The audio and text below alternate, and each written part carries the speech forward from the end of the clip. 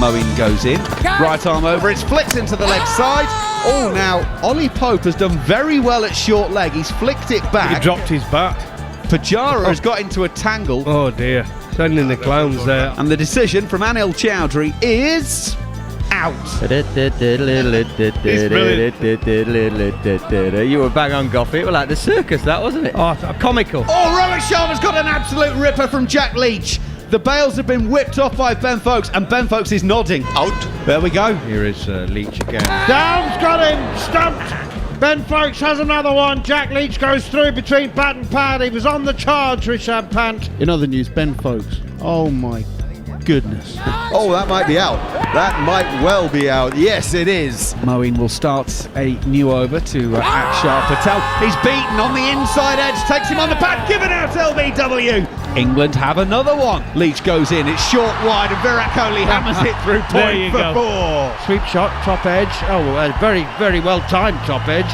It's 4. A very good morning to you. It is TalkSport 2. It is just past 20 to 7 this Monday morning. And what a 2 hours of play we have had. Day 3 of the second test match between India and England in Chennai. India resuming this morning, 54 for 1, 102 runs, 5 wickets later in 30 overs. They're about to resume at 156 for 6. As those highlights tell you, we had a bit of everything this morning. Some chaotic running from Chiteshwar Pujara, getting himself run out, getting in a tangle. Some brilliant wicket keeping by Ben Foakes, and some wonderful batting as well, as India had actually had a bit of a mini wobble. The first wicket went down, of course, yesterday. Shubman Gill 42 for 1, and then Pujara 55 for 2 it was this morning, then 55 for 3, 65 for 4, 86 for 5. And then when Akshar Patel was out, 106 for 6, but Kohli and Ashwin have taken it through to 156 for 6. They lead, therefore, by 351 runs. We saw Joe Root bowl a lot in the morning session. He's out there at the bowling crease at the moment, but he's having a discussion with Moeen Ali. So it looks like Moeen's going to get the first over of this afternoon session. Darren Gough and Gareth Batty are with me for this first section of the commentary. Well, gents, we asked England to show some heart and spirit this morning. We got plenty of that. So more of the same this afternoon then, please. Well, yeah, I mean, it was a good first hour, wasn't it? Well, hour and a bit, until Ashwin came to the crease and took the game totally away from England. But to score 100 in that session, when the ball is turning and spitting and bouncing, was a great effort in the end from India, and England will be disappointed as they start session 2. What do you think, Bats? Yeah, no, I agree with you. I think Leach and Ali started very well this morning. I thought they bowled quite well and deserved the wickets that they got, even though the odd one in comical fashion. But no, I think that was very heartening from an England point of view. I think Moeen Ali's got better and better as the game's gone on. He looks in better rhythm now, and his body's a bit more in sync. Well, he's going to be bowling to Ashwin over the wickets, and that one stays low. It turns, but it turns pretty slowly as well, actually. Ashwin had plenty of time to turn that one to backward square leg and take a single. He will go to 35, India 157 for 6. He always likes a loosener, just one of them, doesn't he, Moeen? That first one seems to be the real loop ball. He had plenty of time there. Ashwin did keep a little bit low, but it was that slow, the ball. He just dealt it on its way again, round the corner. Very similar to his first ball of the morning. Very similar. Action replay. So everyone now comes back in. Virat Kohli is on strike, 38 from 86. Slip, short leg, and then the 2 catching mid-wickets are in place for the one that's flicked off the toes. Joe Root is just having a conversation. There's also a short fine leg, sort of 45 behind square on the leg side. And Kohli waits, taps his bat, plays this up to long on. But pretty much the minimum of fuss, actually. Dan Lawrence does the fielding at long on, and there is a comfortable single, 158 for 6. It's very interesting that both batsmen have played very well in Kohli and Ashwin. I'm not sure we've seen much of Kohli's sweep throughout the whole series, really, but certainly not this innings. Moeen outside of off stump gives that one a little bit more loop. Pushing forward is Ashwin, takes him on the pad, no run. Whereas Ashwin, quite the opposite. He's got the sweep out a few times, which has actually changed the field and manoeuvred it around. So there's lots of change in the field between the batsmen. Moeen Ali in over the wicket. Ashwin is turning this to short fine leg. Virat has come a long way down the pitch. England field. In fact, the throw from short fine leg hits the stumps at the non-striker's end. Virat Kohli is back. It would just put the tin lid on India's morning to have another comical run out. It would indeed, but it just goes to show, when two guys get in, when they first come to the crease, it's very difficult. It looks like there's going to be a wicket every single ball, but when they get in, they have a game plan. They can score 100 over 100 runs in the session. 353 the lead as Ashwin comes forward and just plays quietly out on the offside, and there is no run. So if England do that in 4 sessions without losing a wicket, to win the match. Well, you remember, of course, we mentioned during the first test at Chennai, the highest run chase to win a game at Chennai is 387 for 4. Ashwin coming forward, plays to Rory Burns at straight mid-wicket, and there is no run. That was India against England back in 2008, and they did that actually in only 98 and a half overs. There are still 90, 180, 240 overs left in this game, but then the next highest successful chase after the 387 is only 155 for 8, so it's already comfortably the second highest chase, or at least what it would be. Jack Leach will take the second over after lunch. Gareth Batty, there's been a lot of talk on social media this morning after the brilliance of what we've seen from Ben Foakes. You have seen him a great deal more than most. Even by what you've seen from Ben Foakes before, where does this morning's performance rate in terms of the quality of his keeping, the balls that he's been taking, and the fact the conditions that he's been doing it in? I'll let you answer that after this ball as Leach is about to start to Kohli. In he comes, left arm around, Kohli pushes forward and there's no run. Pretty simple, just a normal day at the office. This is what he does and what he has done for a good period of time now, probably 3-4 years. He's been this good behind the stumps. Leach comes in with Foakes in his crouch, and he'll come from behind the stumps to pick up the ball as Kohli defends no run. Alex Stewart, I think it was 3 years ago now, said he's the best wicket keeper in the world. Nobody to touch him.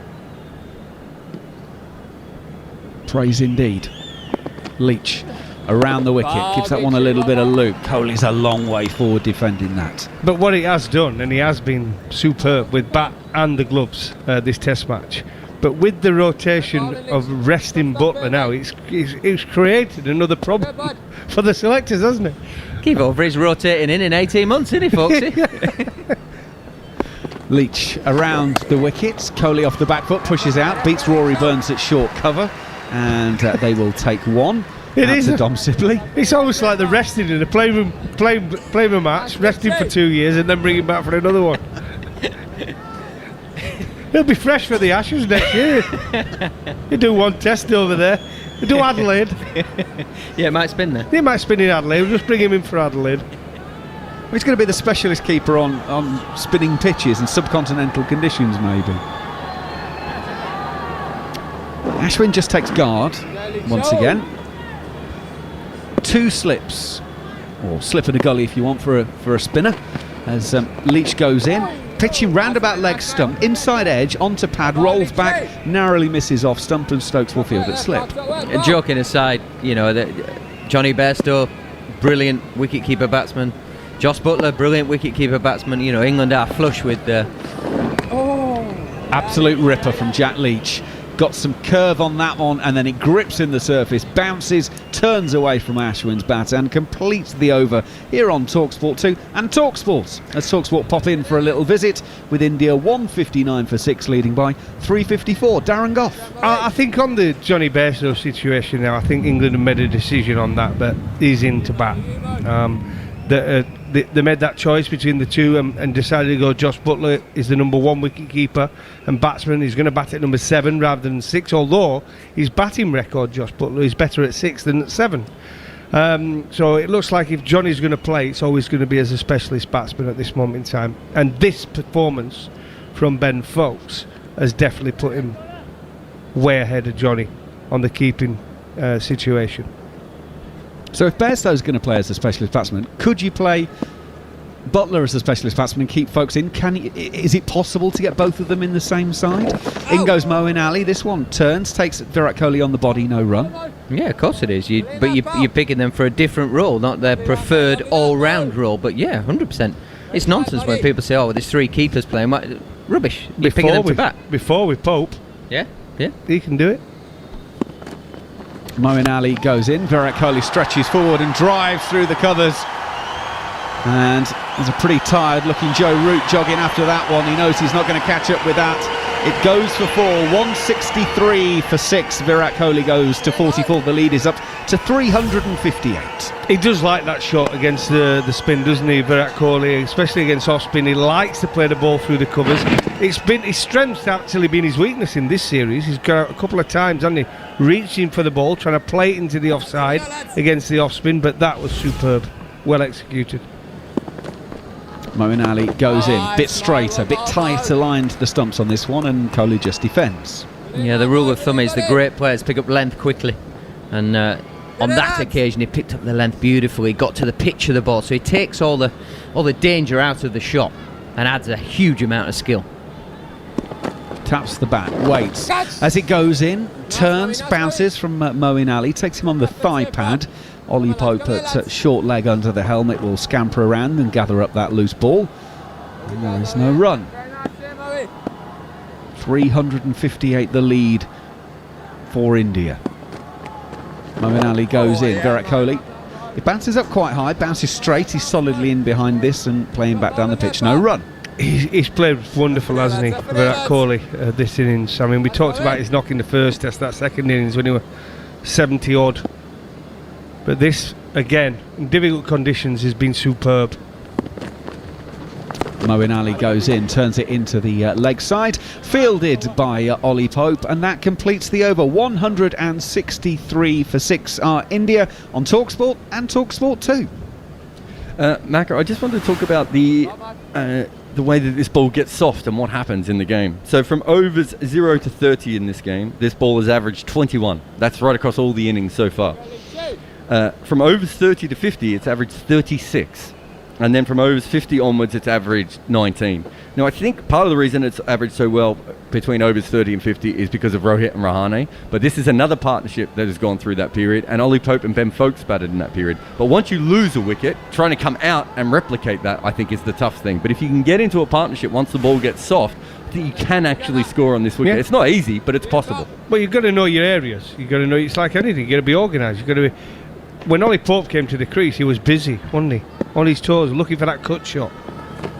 Jack Leach to start a new over. Ashwin on the back foot, playing out on the offside, no run. You've got to put the bowler under some form of pressure, so try and get down the pitch if you want them to bowl short, and vice versa. Get right back if you want them a bit fuller. You've got to use the depth of the crease, and then you've got to almost try and manoeuvre the fielders where you want them to be as a batsman. Ashwin off of the back foot, pushes down, and it is Ollie Pope in the short gully region that fields no run. And the interesting thing here is that both of them are looking mainly to play off the back foot against the spin. Well, as mentioned, these two have put on over 50 for this wicket. Now Ashwin is coming down the pitch, goes down and just pads it away in the end, but just to vary the length and the line, just break things up a bit. Yeah, and this is all. It doesn't have to go down to smack it out of the ground like Pant does.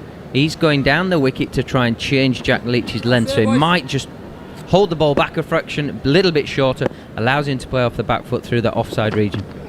Leach goes in, doesn't really bounce a huge amount. Ashwin is taking it from outside of off stump, and Leach will do the fielding himself at mid-wicket as they take a single. Ashwin goes to 36.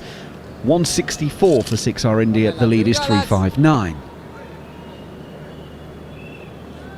It's that old thing, isn't it, of getting through that first 10, 20, 30 balls, 10, 15 minutes, and all of a sudden it then looks very different. It's not easy by any stretch of the imagination, but easier.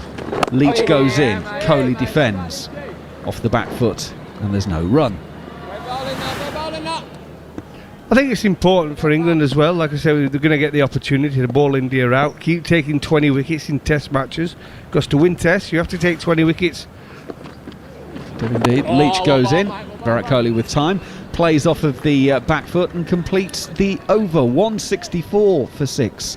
Delighted to say that joining us once again as part of the commentary team now from India, Akash Chopra is joining us. And we're just talking about batting there, Akash, and building up time and just spending time at the crease. And these two, as we say, not making it look easy, but when you spend some time at the crease, there's not quite as many alarms.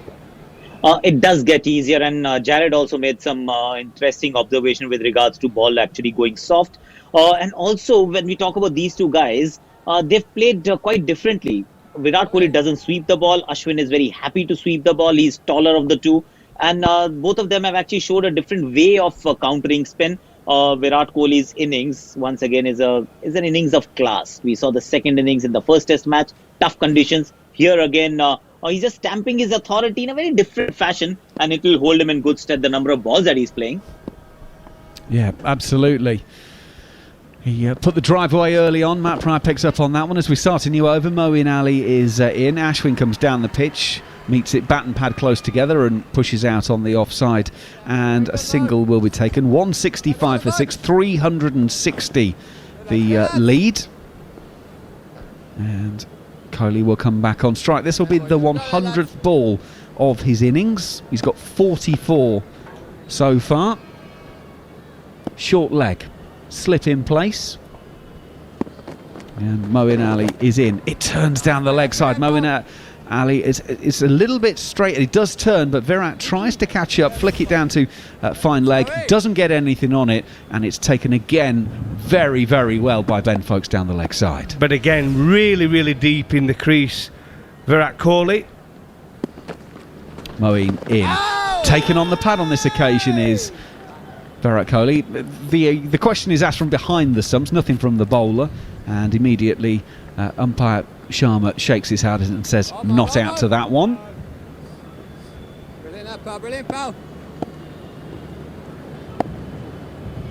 Kohli tapping his bat, waiting for Moeen Ali to turn and then come back towards him. Kohli deep in the crease, works it to short, fine leg, and then is disappointed with himself because he feels that he should have beaten the fielder there and be able to take at least a single, but nothing on that occasion. In fact, seeing the replay of that previous LBW appeal from behind the stumps, there was actually an inside edge on it. Kohli on this occasion does sweep, beats the man at short fine leg, and that lands a foot inside the boundary at backward square leg and will go away for 4. And that's the first time that really Kohli has played a shot like that. It takes him to 48, 169 for 6. Well, his shot selection has been unbelievable this innings. As I said, Akash talked about second innings of the last test match, but this one for me again, he came in under a bit of pressure on a pair, very watchful, took a while to get off the mark, but he's got deep in the crease and pushed it for one onto the leg side. He's now getting confidence to hit through the offside against the spinner Moeen Ali, and with no sweep man, it's a free hit for him. When he starts to drift it onto middle and leg with the ball turning into him, it's a free hit to sweep the ball, and he's now moved on to 48 not out. India 169 for 6. And the noise goes up with him being one shot away from a half century. He was conducting the crowd yesterday while in the field. He's conducting the crowd today with his batting. Final ball of this over from Moeen. England to put a leg slip in place, and Virat Kohli is staying deep in the crease and just pushing to Ollie Pope at short leg, and it completes the over. 169 for 6 after 53 overs. Gareth Batty. Yeah, Moeen Ali just showing he's getting into his work now. He's feeling a bit better in this second innings. His speeds were just down a fraction that over, but he didn't go up out the hand. He was still relatively direct, but his speeds were in around the 80 kilometres an hour. He's been operating in the 87, 88, and I think that's just because he wants the seam to spend a fraction more time on the surface, make it a little bit easier, not give the batsman as much pace on the ball.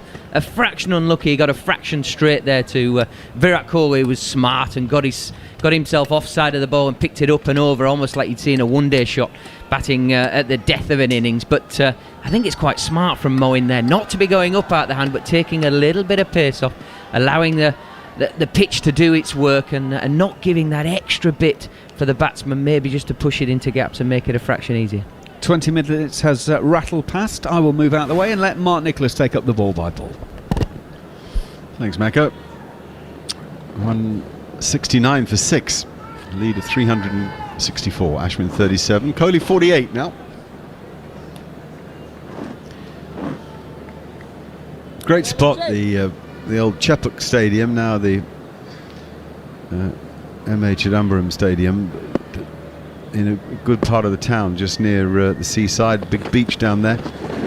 That television was just showing as Ashwin goes back to a shortish ball, and really rather easily, like a high-class player. That could have been Rohit Sharma playing that quietly into the offside, high elbow, lovely method.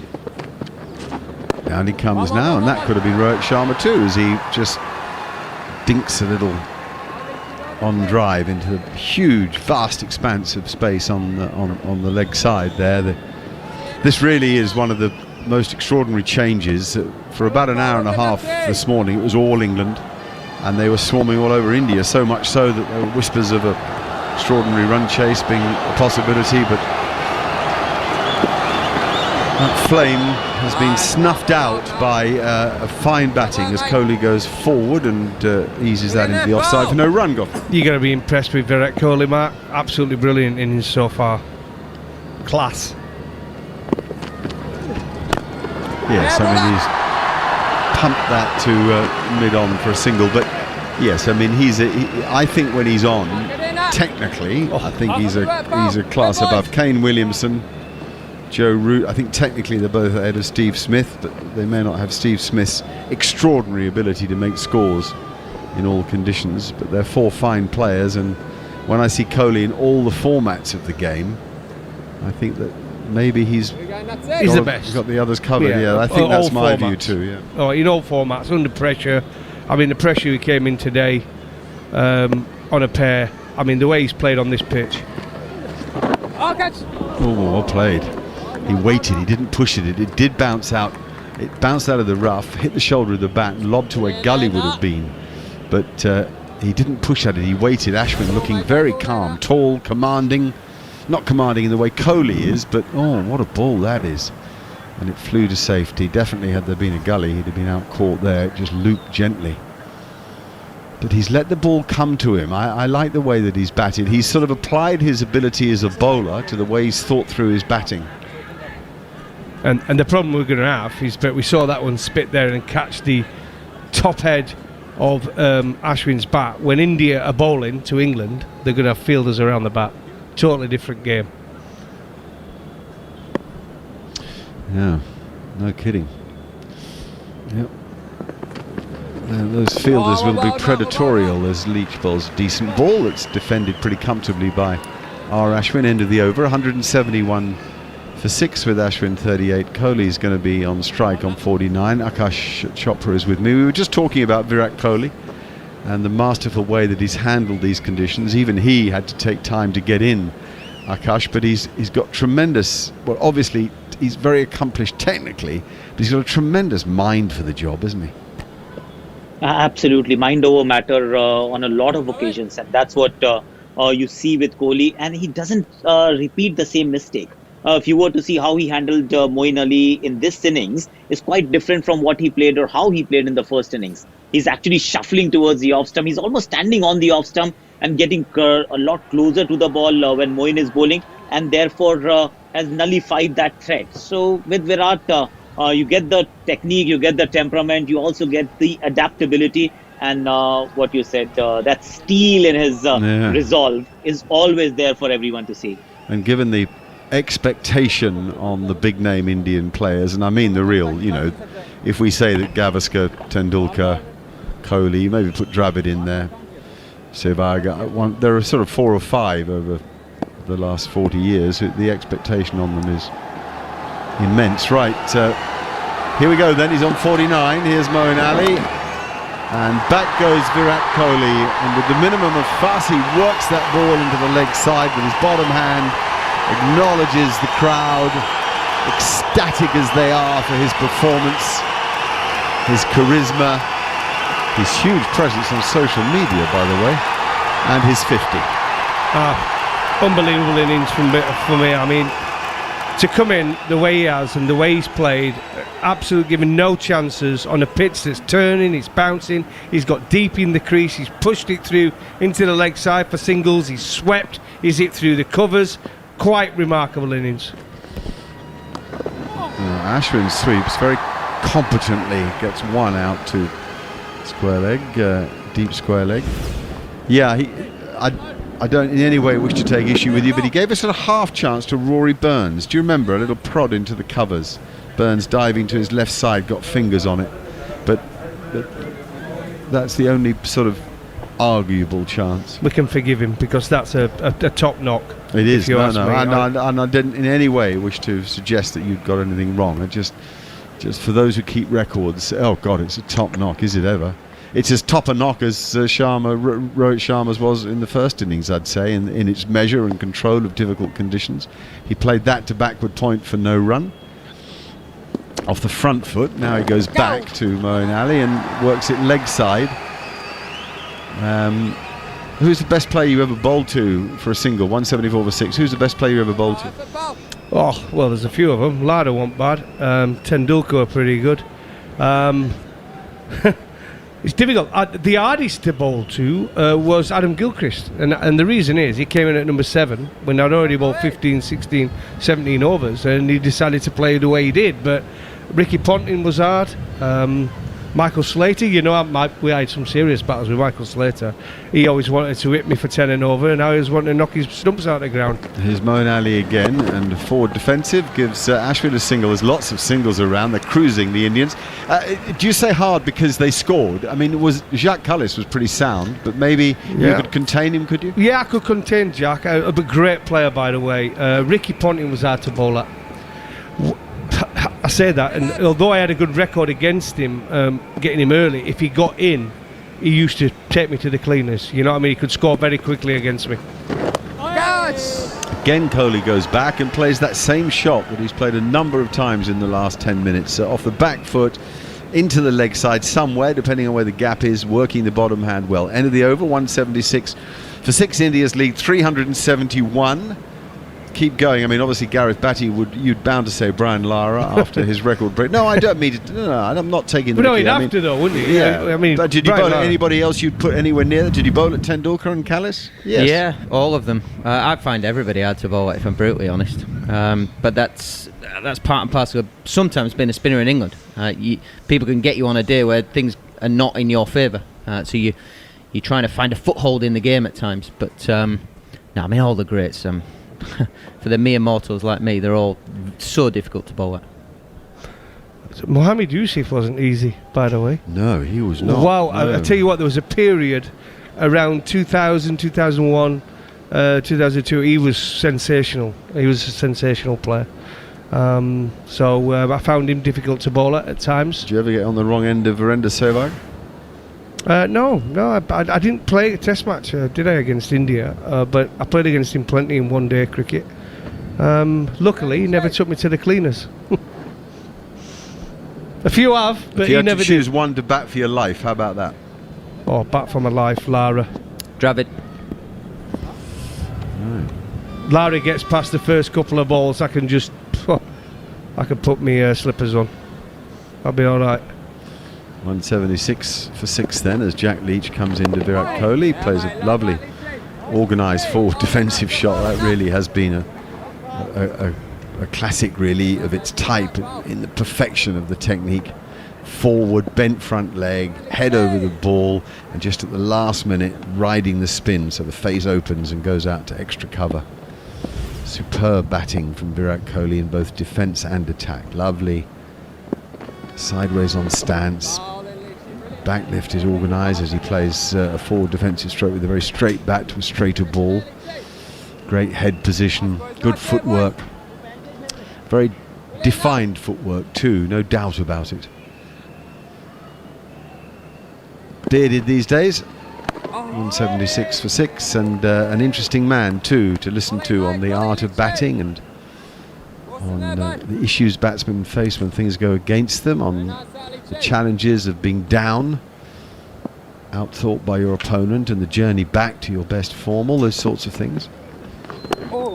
He talks well of 176 for 6 here in Chennai. India dominating play, having looked as if they could be bowled out for, I don't know, 90, 100 this morning.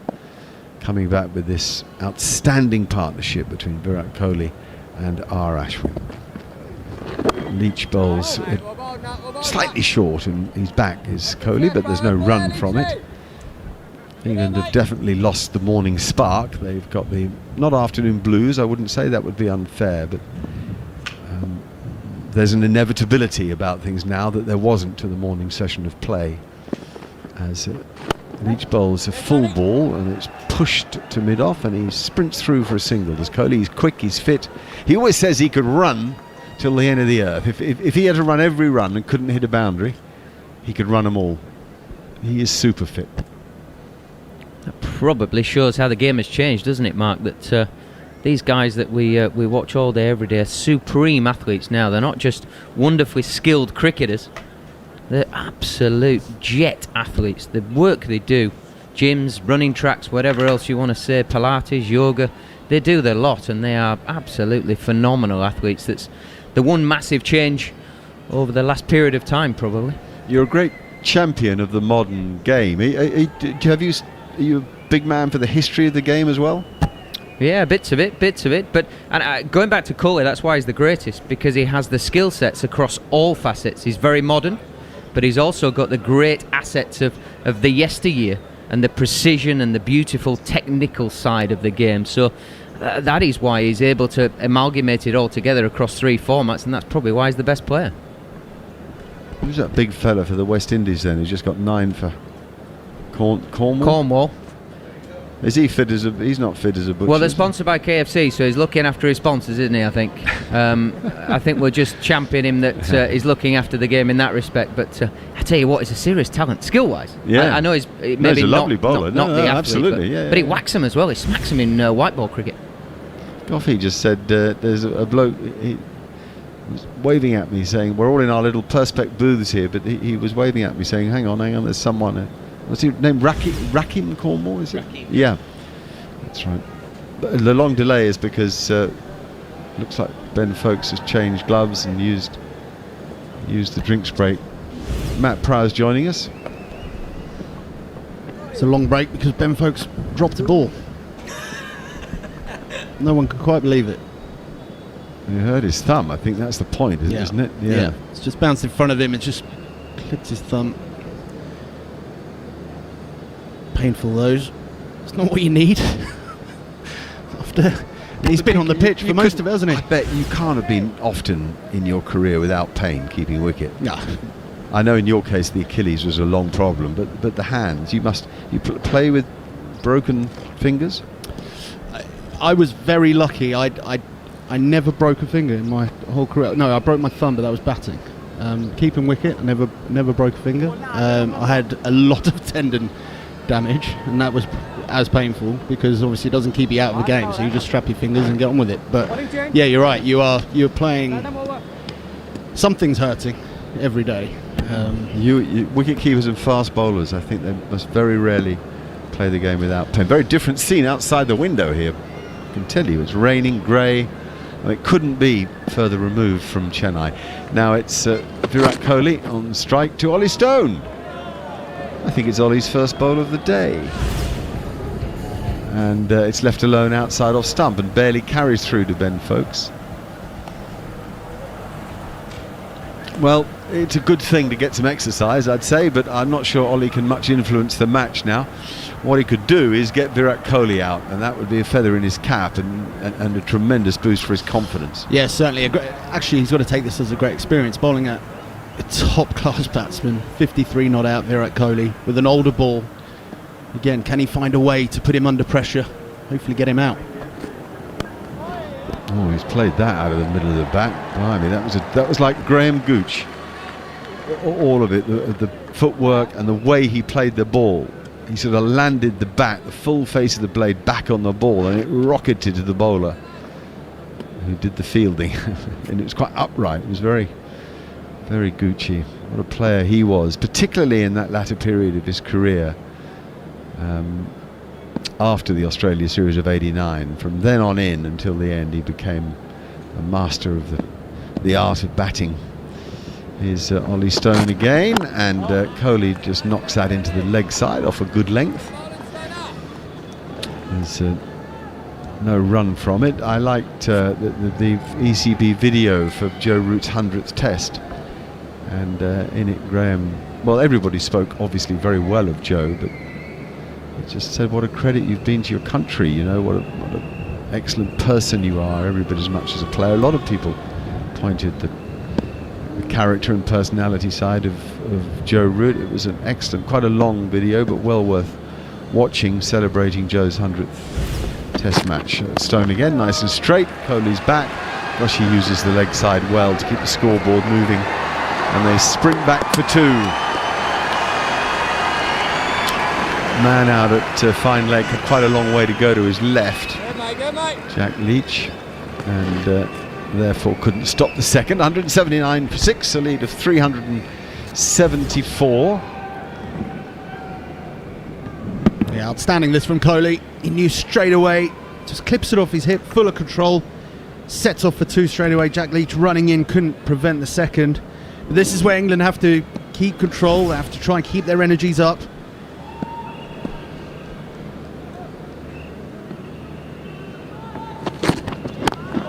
Kohli now defends from the crease, gently out into the offside. If you've just joining us, Rohit Sharma stumped Folkes. That was very sharp off Jack Leach for 26. Shubman Gill, of course, was out yesterday, LBW to Leach.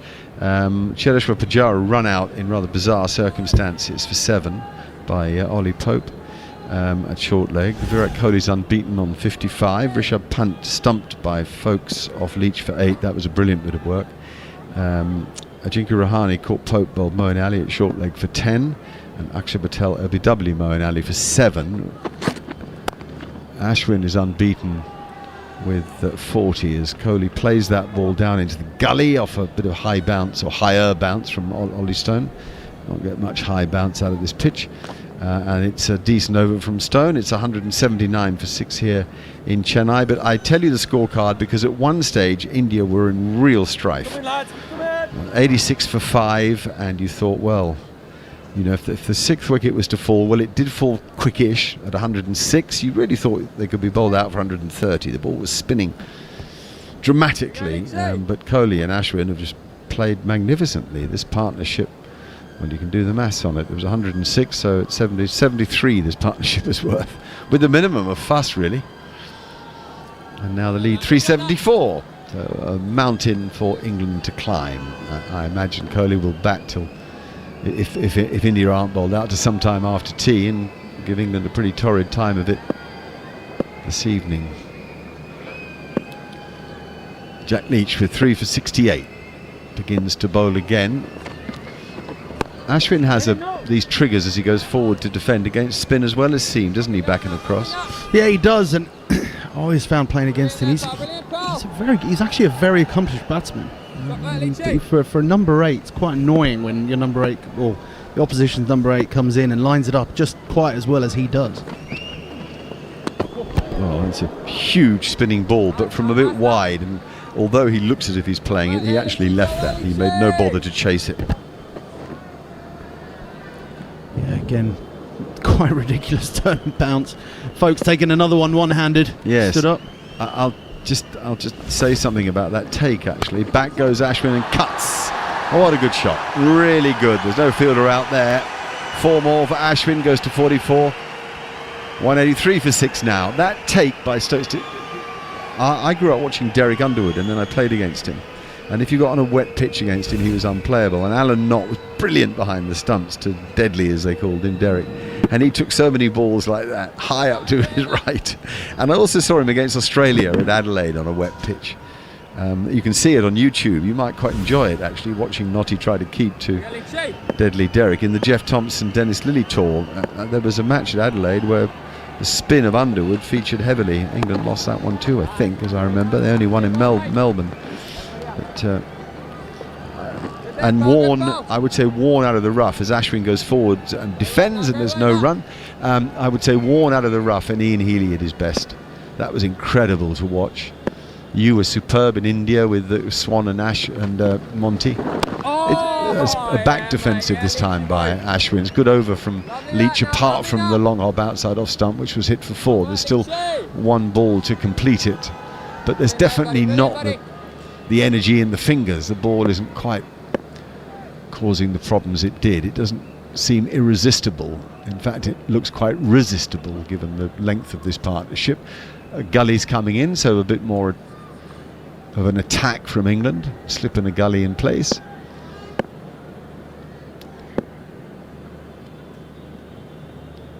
Ashwin waits, bat held aloft and defends on the back foot. End of the over, 183 for 6. When you were keeping to Graham Swan and Monty Panesar here, did you did you prepare differently for the series? Yeah, certainly. You know, when you're packing your bags to go to India, you know you're going to be spending the majority of time up to the stump, so you do a lot of work, stood up, a lot of reaction stuff. You'll see on the training grounds the orange sort of boards, that reaction boards that you'll do a lot of drill work on that, just practicing your reactions, the position that you want to be in, your posture. It's so important that you basically got the joints, your knee joint and your hip joint, and it's the ability to use both those joints to get you the speed required for when the ball does suddenly bounce and turn. So it's all those kind of the technical elements of keeping wicket that you would drill and drill and drill, getting ready for the tour. We're waiting for Ollie Stone, who now begins his approach to bowl to Virat Kohli. And Kohli defends. That's a good ball, quick. It seemed to hurry Kohli a bit anyway. It was well played on the back foot, of course it was. Just to continue with that conversation. So you didn't ever prepare in the nets on a roughed up surface or a dry, dusty surface with the batsman. You wouldn't go in there. I tended not to, and the reason for that was because a batsman's got his own idea on what he wants to do with his training. Also, the nets were never really that roughed up, so you could end up spending 20 minutes not taking one ball. So I'd rather, again, Bruce French was my. You need a batsman who's going to leave or miss plenty. Well, this was it. Batsman always sort of saw it as another opportunity to have another bat. Pick a bad one. Yeah, quite, exactly, yeah. So I always tended to go, Bruce French and I would go to the other side of the ground and just get on with our work and keep it really specific, sort of get away from the noise of everyone else and just work on what you need to be working on. The other thing, quite honestly, is we always wanted to challenge. So you'd do some drills where, quite frankly, you'd look quite stupid because you're challenging yourself that much. Right. And I'd rather do that away from... Oh, Ollie, you've let go a big full toss above waist height. That in a one-day international, that'd be called a no ball. Maybe it wasn't quite above waist height. Anyway, 184 for 6 is the score, with Ashwin 44 and Kohli 56. As a single comes off that full toss down to long leg. Yeah, a little bit of energy gone from England. Matt, I mean, I don't blame. It's hard, isn't it, if you lose momentum, if a side grabs back the initiative like this pair have, and the game's already gone. If the game was balanced, you'd still be fighting with the same verve. But yeah, very much so. When you're taking wickets early, you can almost kid yourself that you're getting back in the game, etc., etc. But now with this partnership, it's really, England are going to have to dig really, really deep. Because what you don't want, again, the momentum is so crucial. Thinking ahead to when England go and bat, you don't want to have that comical hour where you make silly mistakes and the energy goes out of the team entirely. Well, this over's taking a long time, and Neil Manthorpe's waiting patiently alongside me. Well, he's about 6 meters from me. But this studio's set up so well in terms of its hopefully biosecure environment to work well up to this stage. Here's Ollie Stone again, only the 4th ball of the over. Ashwin goes to play the tennis shot and does it brilliantly. Broad will pull it up inside the rope, but it was a massive field change. People moved from everywhere, all ready for that short ball. It came, but Ashwin was ready to it. He opened himself up and he stood like a baseballer, ready, and then he hit it like a tennis player with an overhead smash down to long on. Yep, the Telegraph short ball. And as a batsman, you've got to make the decision: am I going to leave it or am I going to go for it? And Ashwin going with the latter. It was like a tennis ball smash, wasn't He's on it? 46. What an innings, reminding us that it's by no means impossible to bat on this pitch. Another bouncer, this time he goes offside, another overhead smash. There's no fielder out there. What a way to go to 50. Tremendous performance from a talented cricketer who may yet cause more pain for England in this test match. Yeah, fantastic. And his job, as you say, Mark, is far from over, because actually we're going to see him with the ball later on today, I imagine, with 50 runs with the bat. When his team were losing wickets all around him, he joined the captain Kohli, and what a fantastic knock this is from Ashwin. I mean, he's a very, very strong number 8, that is for sure. Averages a little under 28. But on this surface, that is a sensational knock for his team. And he's so, of course, a man of these parts, so enormously popular. And the crowd stood, the Indian dressing room stood.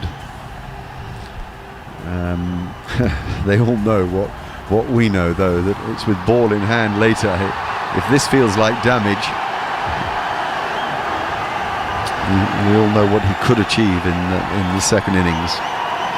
I like him. I've always thought he's the most resourceful cricketer. At times one wondered if MS Dhoni fully backed him. But boy, Virat Kohli backs him.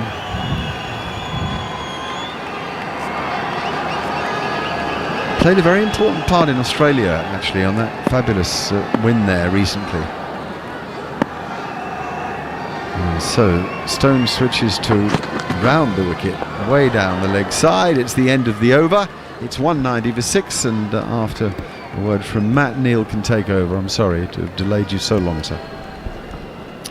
Yeah, tough this now for Ollie Stone, the young fast bowler, being asked to come on with a 59 overall ball and bang it in halfway down on a pitch that really isn't going through. 2 batsmen set, bit of a hiding to nothing, but that's a sign of Joe Root in England trying to change the tempo slightly, probably feeling that things are getting a little bit slow, trying to change it up, change the tempo, change the momentum as best they can. Obviously a long, long way behind this game now, England, with India 190 for 6 here on TalkSport 2. Well, you'd think from the crowd's reaction that Ashwin had scored 150, but he is the home favourite. This is his home ground, his home supporters. He spoke so well and so eloquently last night about playing on a spinning pitch. I mean, he does speak very well and very eloquently, which is why he started his own YouTube channel. But you know, he was it was a, I wouldn't call it a justification for the pitch, he's saying, but you know, it's a skill. You need to learn how to bat on it. It's not impossible, and he's just walked out there today and to prove it. It's not impossible by any means. India 190 for 6, leading by 385. Here is Jack Leach, back and across plays defensively does Virat Kohli, pushing it square of the wicket on the offside. Into the 60th over, and these two came together with India on 106 for 6, now 190 for 6. So anything but impossible. Just hard, it's not easy. Here's Jack Leach, forward comes Kohli, stretching to get to the pitch of this one. And all of those people, and there have been many, who have expressed their dissatisfaction, calling the pitch unfair. Well, I don't know if they are eating their words now, watching this. Here is Jack Leach, and that's pushed behind square on the offside. One of the most prominent ex-cricketers to have expressed his dissatisfaction, and I don't know what it's got to do with him, is Mark Waugh, who was tweeting yesterday that it was completely unsuitable for a test match. Here is Jack Leach, forward comes Kohli again, steering it behind square on the offside. I wonder whether he'll be tweeting anything today to say that perhaps he was a bit harsh in his judgment. But, you know, unsuitable for test cricket, it's different. Ashwin and Kohli have done beautifully. It's a little bit of width outside the off stump and steered away by Kohli behind square on the offside. It'll be collected by Dan Lawrence. They go through for another single. We were talking earlier. I mean, I must say I'd much rather, well, having safely retired and not having to bat on it anymore, I'd much rather a wicket like this than one that produces 600, plays 600 and just becomes a very boring 5 days of nothing in it for the bowlers. No pace, no bounce, no swing, seam, spin or anything. Leach again, last ball of the over, and it's pushed out into the covers by Virat Kohli, and he moves on to 58. Really, R. Ashwin has 50.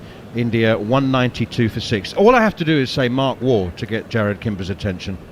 In no way am I saying that this colours his opinion, but Mark Waugh had a very good test average all around the world and really struggled in Asia and averaged 32 there. I'm not saying at all that has coloured his opinion of these pitches, though. But that was the only place in the world where he really struggled with the bat. The ball. I'm not saying at all. No, I wouldn't know if we've realised that. Absolutely not. India lead by 387.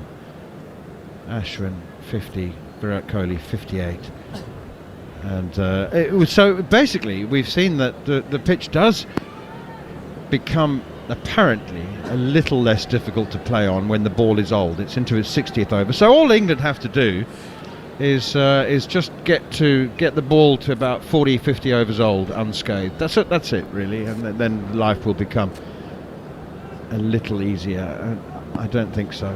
Not against Ashwin and Akshar Patel, the third spinner as well, Kuldeep Yadav. He might be a little more effective in the second innings than he was first time around. He didn't bowl much. Here's Ollie Stone continuing round the wicket, looking for the short pitch delivery into the body of Ashwin, who's played it very well in the previous over, but that one heads down the leg side, and there's no run. Interesting statistic about Ben Foakes having collected 4 stumpings in this 3 stumpings in this test match. That one is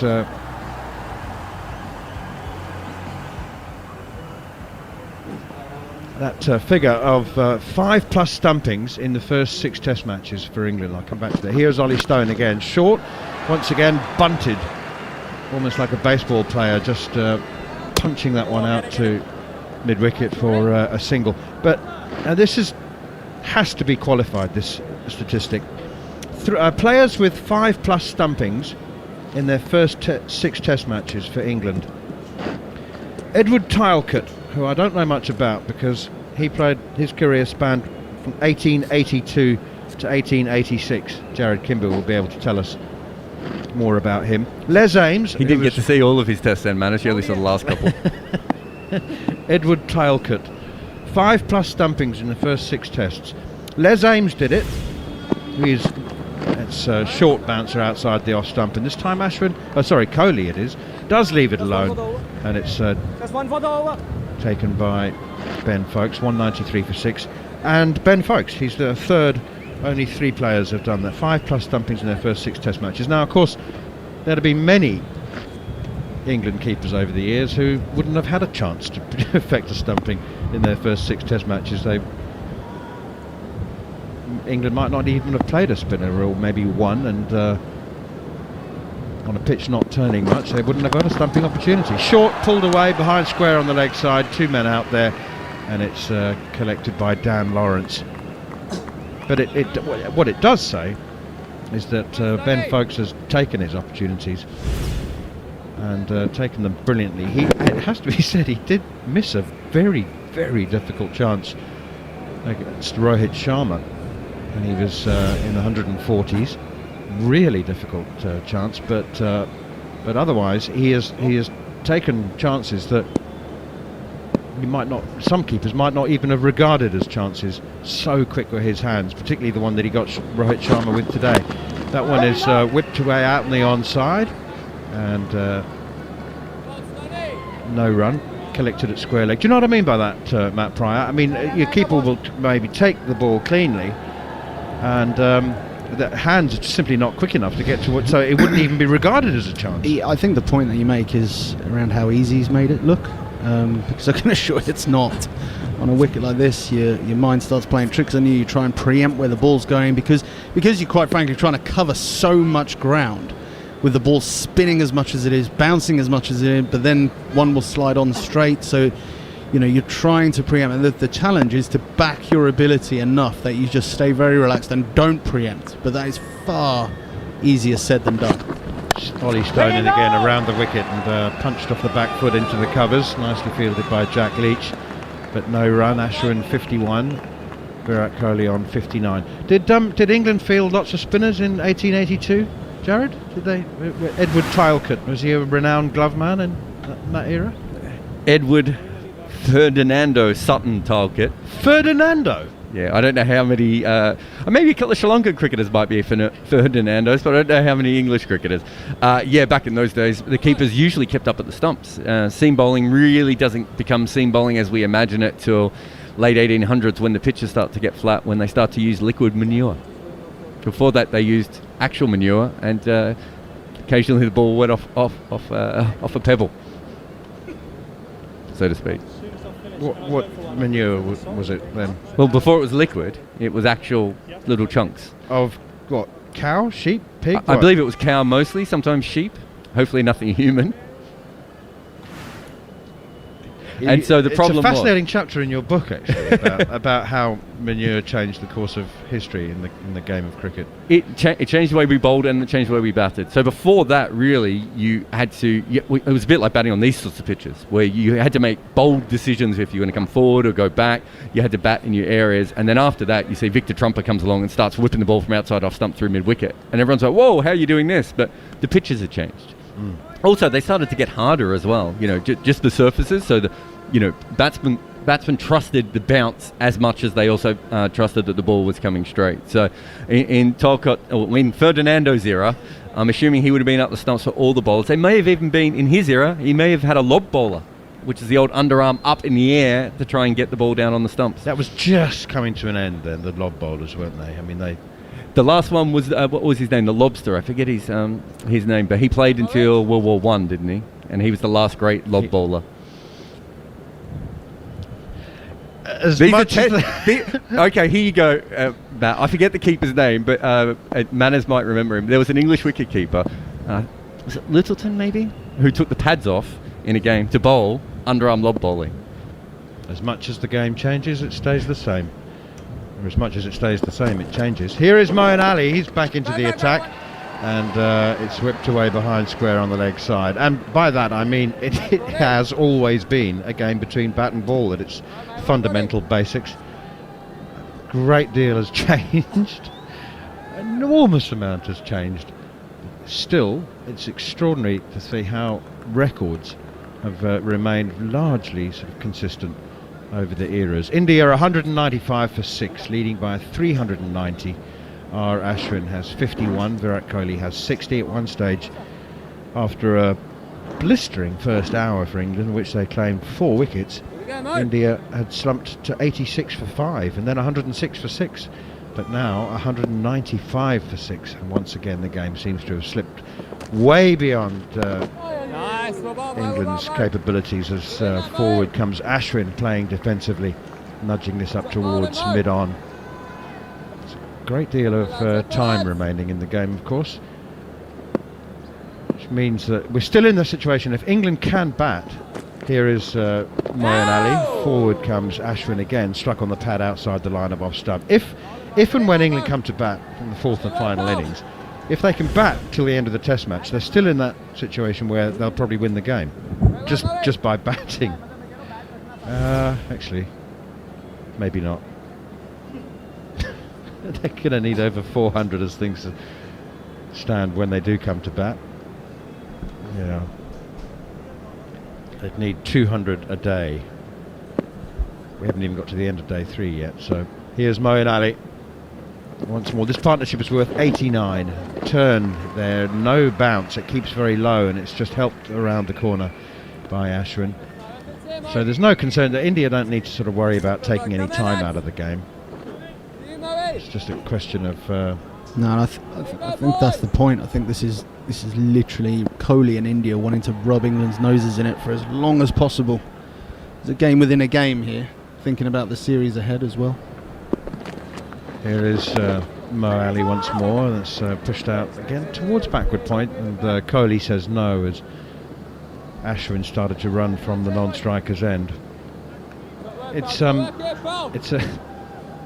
a really brutal side of Test cricket, isn't it? The infliction of pain. It's something that captains enjoy the opportunity to do, and that one has worked away with the spin once again out towards Rory Burns at mid-wicket.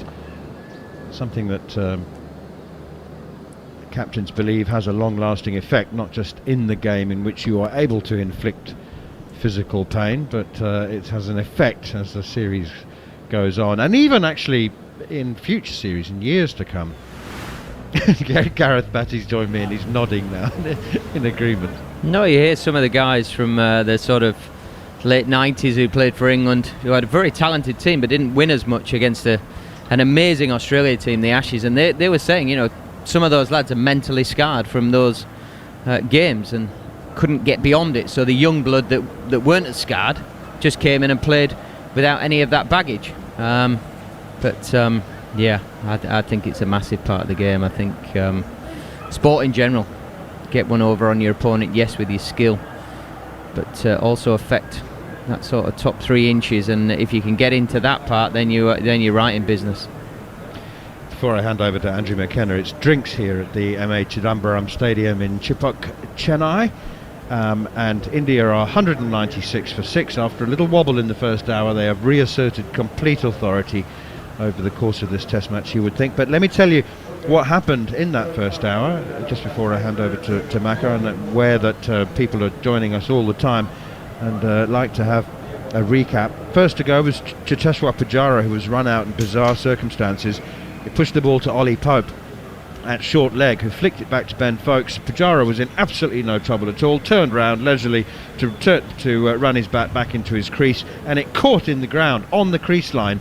He dropped the bat and then tried to step back into his crease, and it was comical, as Darren Gough said at the time, bring on the clowns. It really was awkward and rather embarrassing for Pujara, who was run out for 7. Next to go, Rohit Sharma, the first innings centurion. Magnificent piece of glove work from Ben Foakes, stumped off the bowling of Jack Leach for 26. Rishabh Pant came in at number 5, and he too was stumped by Ben Foakes off Jack Leach, charging down the wicket. Rishabh Pant went for 8. Next to go, Ajinkya Rahane, inside edge Moeen Ali up into the air off his pad, and Ollie Pope took the catch at short leg. He went for 10, and the 6th man to go, Akshar Patel, LBW to Moeen Ali for 7. Jack Leach currently has 3 for 74, Moeen Ali 2 for 64, India 196 for 6, with men at the crease, Virat Kohli on 60 and Ravi Ashwin on 52. Drinks here at the MA Chidambaram Stadium, and more pain and toil to come for England at the moment. They have to break this partnership just to be able to contemplate getting back into the change room and putting their feet up. Macca? Thank you very much, Manners. Excellent 20 minutes, and we are now halfway through this test match. We are halfway through the 3rd day in terms of time, but of course we're well and truly advanced in terms of the state of the game. India 391 ahead. Remember, the highest 4th innings successful run chase at Chennai in the history of Test cricket is 387, so we're beyond that. And you remember, of course, that India were set by England just a few days ago 420 to win the Test match. They were bowled out for 178 on that occasion, as England won by 227 runs. So England are up against it. India very definitely in the box seat. And Gareth Batty, there does seem to be a case that once you can get this ball softer, and that means spending time at the crease, it does change, because these two now, I mean, we are talking about one of the greatest of all time in Virat Kohli, but Ravi Ashwin's also got 52 from 72, 90 from 155 balls is the partnership for these two at the moment for the 8th wicket. Yeah, more often than not, in most innings there's a partnership somewhere, but the one stat that runs through the game that after the 30 overs, from 30 to 60 overs, you have the best chance of getting that partnership before the ball then gets really soft again, before the new one, and becomes harder to score. So it's it's certainly key periods in the game, and England will know that when they do get their opportunity to come and bat again, that first 30 overs is crucial to try and limit the wickets that are lost, to allow them to get into that 30 to 60 over sort of call it eye of the storm that is the best time to bat, that India here have exploited beautifully with a 90-run partnership with Ashwin and Kohli, and it's been through no lack of skill. They've played brilliantly, but complemented each other very, very well. Ashwin being a big tall man and swept quite a bit. Kohli generally limiting the sweeps and looking to play off the front and the back foot and be quick and fleet of foot. But 90 runs, some partnership. Stuart Broad has ball in hand to resume after drinks for his third over of the innings. Right arm over the wicket, Ben Foakes standing up. It's full and straight, and Ashwin meets that with the middle of the bat. Driving it back towards the bowler, Broad fields in his follow-through, and there is no run. It's reached that stage where, during the drinks interval, Ben Stokes had pulled out the handstand and was walking along on his hands. Hasn't bowled in this innings at all, and only bowled a couple in the first innings. There were a little bit of concerns in terms of his fitness, bowling-wise, in this match. And he's certainly not been given a great deal to do by Joe Root with the ball. Broad in once again. It's outside of off stump, and that is a leg cutter that has gripped, and Ben Foakes can't get his hands on that one but blocks it with the right pad, and even Stuart Broad is smiling at that one because he's bowled a little cutter on that has dusted and gone like a leg break. That's an absolute beauty, Gareth Batty. Yeah, I said it before the break, I'll say it again. Stuart Broad has reinvented himself. He's like the great Anil Kumble here. He's tall, high release, just a sort of a leg cutter, rolled it out, and this has absolutely spun like a top, almost the width of the stumps. Broad in once again. Root is at short mid-off. This one is straight, leading edge, lobs just past Rory Burns in the covers. In fact, it's Ollie Pope who's in there on this occasion. England have got two in on the offside, and it's gone straight between the two of them. And Ashwin just closed the phase, working that one, or at least trying to work that one into the leg side, takes the leading edge and flies out on the offside, and it's a yard wide of Pope's right hand. And if Ollie Pope can't reach it, one of England's most dynamic fielders in a dynamic fielding side, then no one can get a hand on that. They're still creating chances, England. Broad in, 196 for 6, inside portion of the bat, goes down towards fine leg. They will take a single, 197 for 6, and Ashwin continues, and he has 50, he has more than 50, he is 53 not out now. Yeah, this is when Stuart Broad very smart. Majority of the balls are going to be leg cutters or off cutters. On this occasion, the previous ball seam up into that 135, trying to challenge the stumps. Hit Ashwin on the pad, it got a thick inside edge, it runs out to deep square leg and gets off strike, but smart bowling from Stuart Broad. Broad in once again. Kohli is playing from the crease, pushes out on the offside, and there is no run. TV for the last few seconds has been showing a replay of what they call Ben Stokes dropping Ashwin earlier off the bowling of Stuart Broad. Ben Stokes is standing so close at slip, even off of Stuart Broad, because there's so little pace and carry on this one. I mean, technically it's a drop because it's hit his hands and gone down, but actually it would have been a complete worldie had he held on to it. This is one of those that, yes, technically it's a chance, but you don't expect them to be taken anywhere near 100%. Broad goes in. Kohli rides the bounce on this one, drops it down to short third man, and there is no run. End of the over, 63 overs gone, 197 for 6 are India. It means they lead by 392 runs in this game here on TalkSport 2. Gareth Batty. Yeah, nothing is impossible, but as close to the impossible stake on the barometer, taking those catches, stood up at 130 odd clicks with the movement, the sort of deflection it took. I think even Superman would have his work cut out with that one. It's it's pretty difficult stuff and quite painful actually. Just missing the pad and copping on the knee or a bit of the thigh, bit of flesh. Give it a quick rub. But Stuart Broad, well, it's not a positive for England because they're the ones who are going to have to be chasing what is a mammoth score. He's looking very, very effective right now. It's one of those that you'd almost like whoever's part of the TV production putting that up as a drop chance, you'd like them to go and stand in that position and try and take that and actually realise how tricky that is. Anyway, Moeen Ali is going to start his 23rd over. He's got 2 for 64 so far. He'll be bowling to Ashwin, who's got 53 from 76 balls. Slip, silly points. Oh, it's a full toss from Moeen Ali that's outside of off stump, so Ashwin can go down on one knee and paddle it around to the square leg sweeper. He will take a single and go to 54, 198 for 6. Having said that, I was having a conversation with Matt Pryor earlier. I did say I would love to spend half an hour keeping wicket, be in Ben Foakes' position, to just be able to experience how difficult an experience it is, and to just actually put into context how brilliantly Ben Foakes has kept. Just the idea of being at the other end and having these balls spinning at all different angles and bouncing at different heights, it would be an incredible experience. I mean, it would be incredibly painful. Moeen Ali is in. Virat Kohli is driving into the offside, can't beat Dom Sibley and there's no run.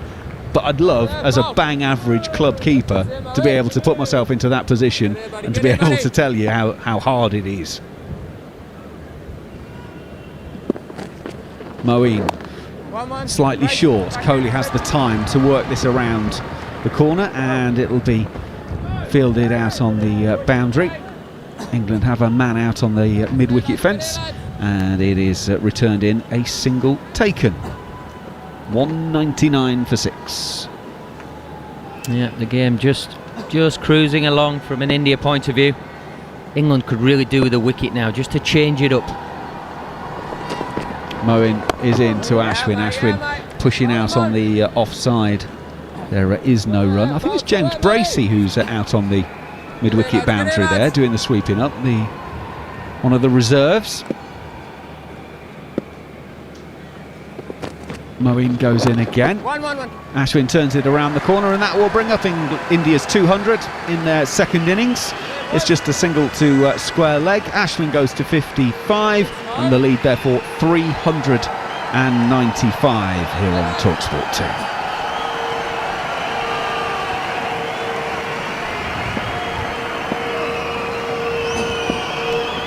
Kohli just lets the applause die down before settling back in. And he will face the final ball of this over.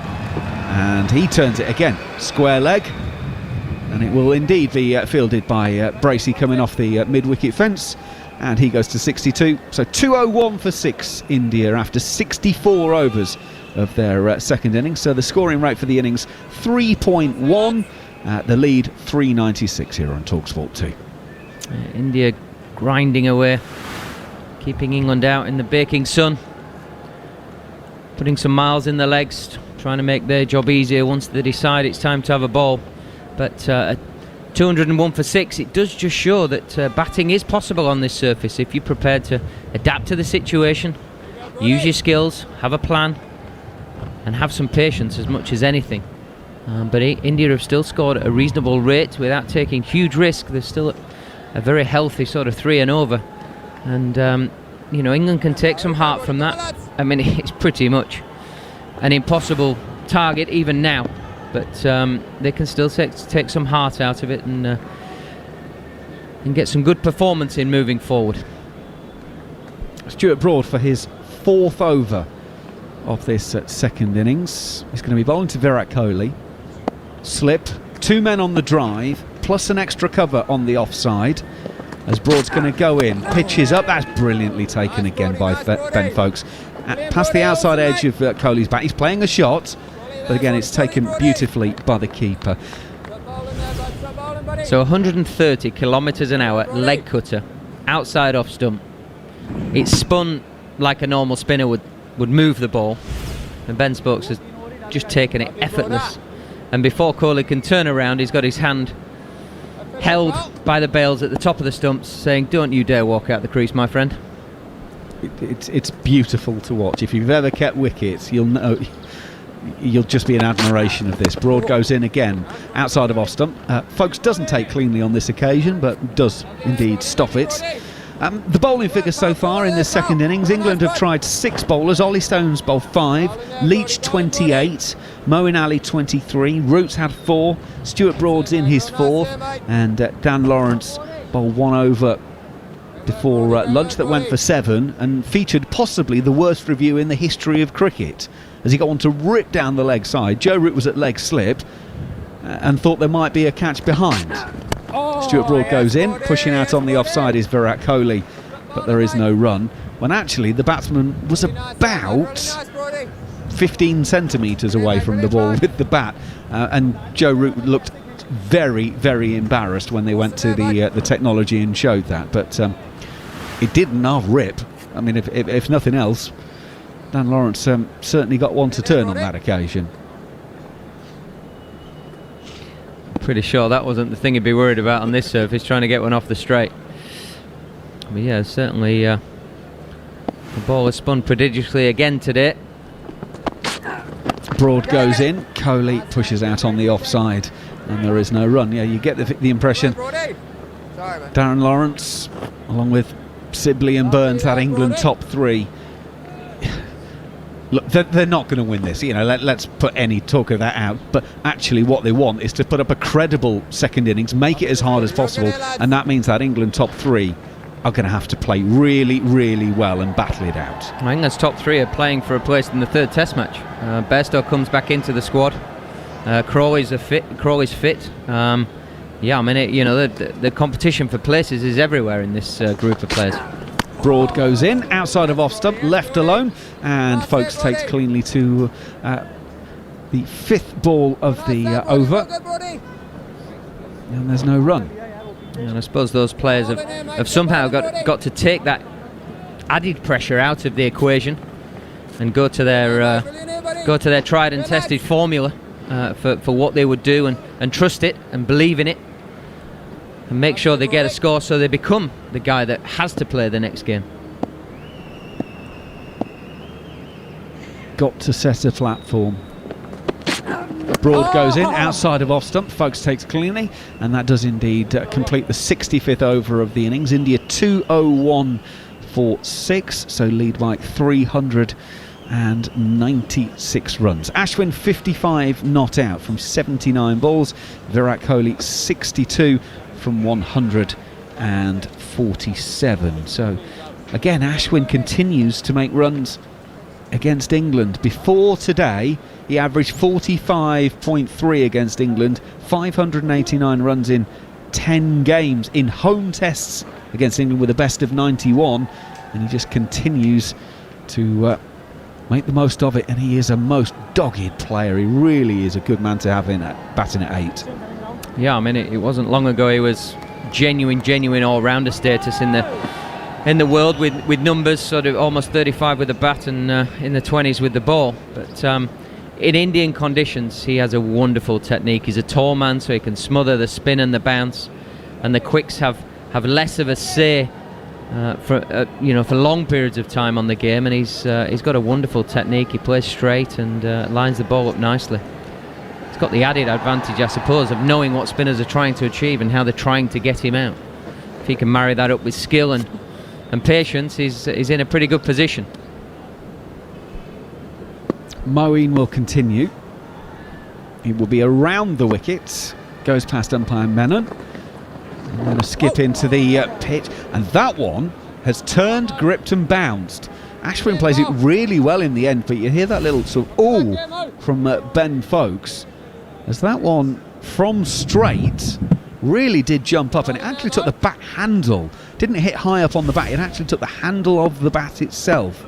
Ashwin played it well to just drop it down rather than put it up to a fielder. He's pushing forward on this occasion, pushing into the covers. Root will go after this, single will be taken, Ashwin will go to 56, India 202 for 6. Yeah, Moeen Ali now coming around the wicket to certainly to Ashwin, see if he does it to Kohli as well, changing the angle.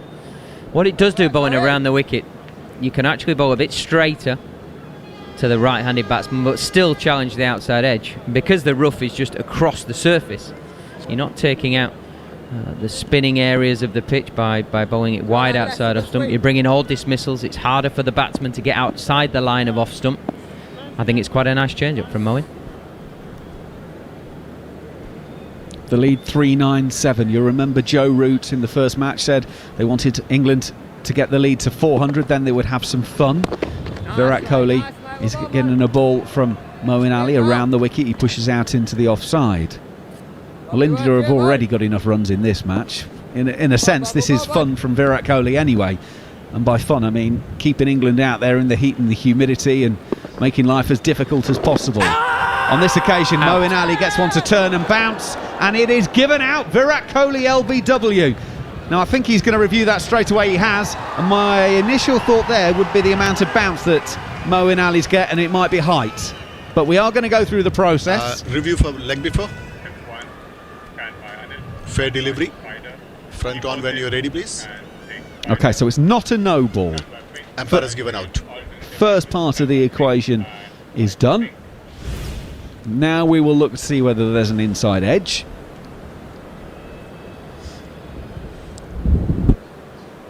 Yeah, give me one more time, please. Bat is close to the ball.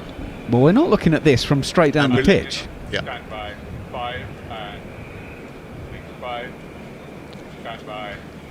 One thing I can tell you is that ball has hit Virat Kohli above the knee roll.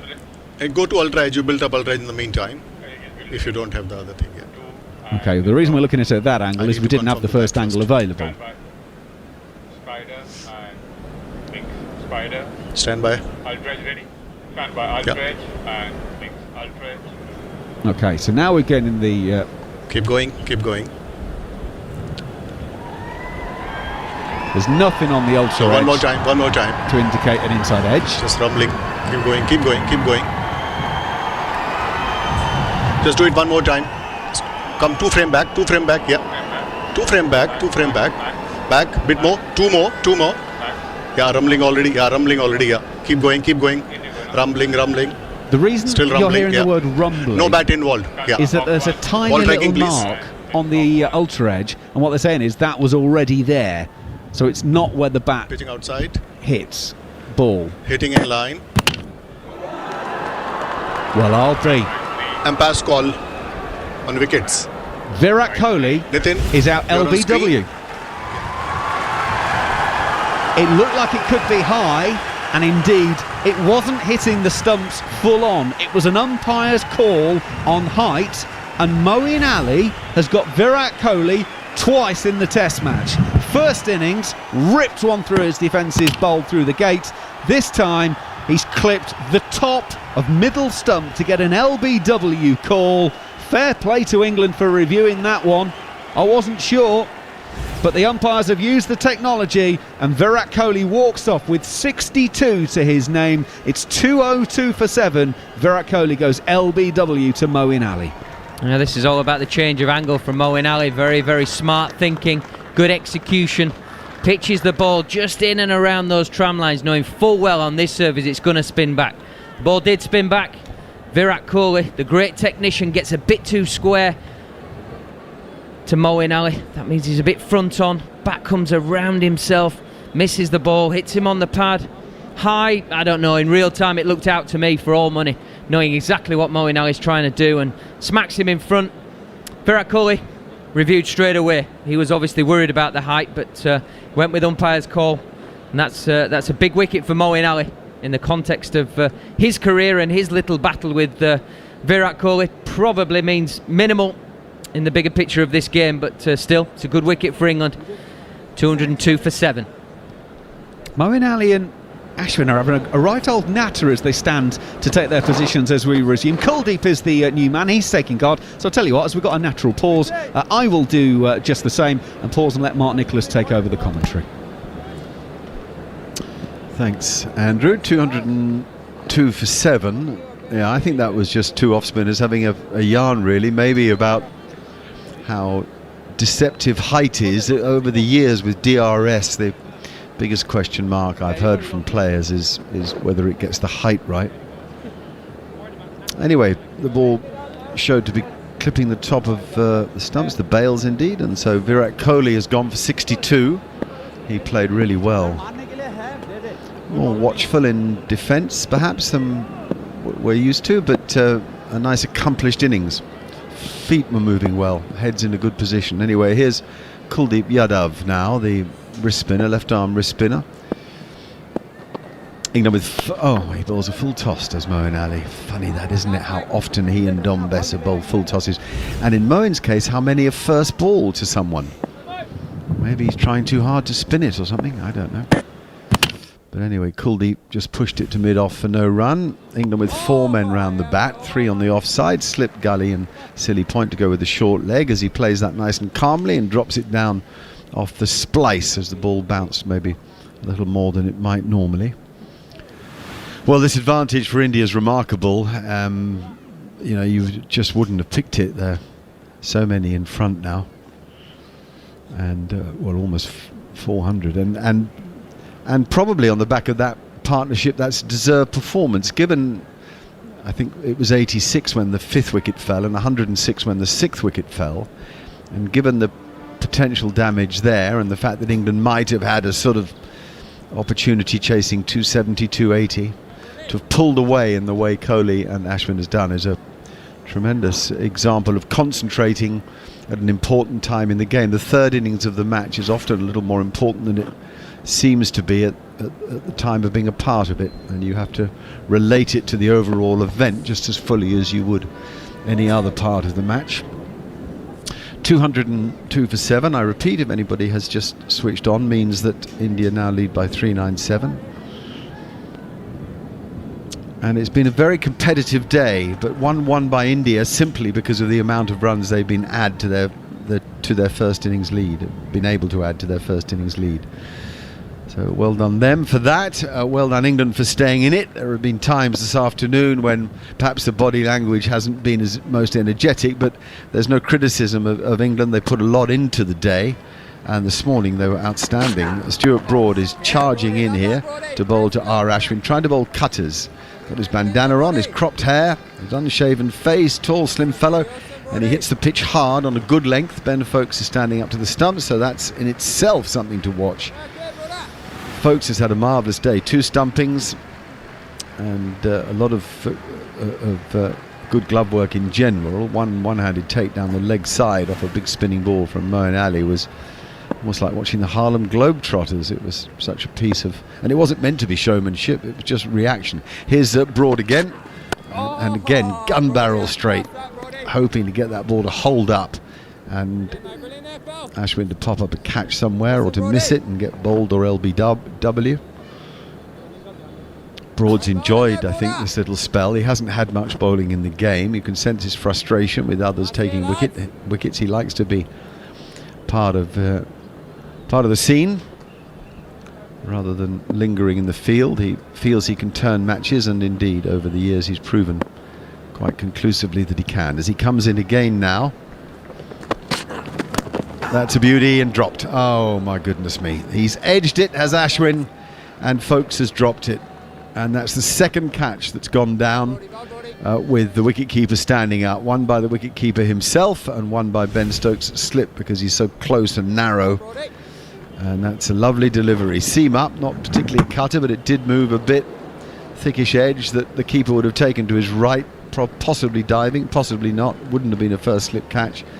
And it goes down. So I maintain what I felt for years, that against quickish bowlers, certainly medium pace and above, standing up to the stumps is not necessarily a good thing unless the batsman is taking his stance right out of his ground. And that comes off a thick edge for 4. Oh, Broad won't be happy now. Full ball, beat Ashwin again. A boundary. Oh, guys, Gareth Batty and Darren Gough are with me. Broad won't like it. Yeah, rubbing salt into the wounds for the bowler. I would go back to the catch. So difficult standing up to the stumps, and the reason why it's up to the stumps is because of the slowness of the surface and whether the ball would carry or not, plus keeping the batsman in their ground, in the crease. Possibly the reasons for creating the chance. So very, very tough. But Ashwin continues with a boundary through 3rd man. Streaky.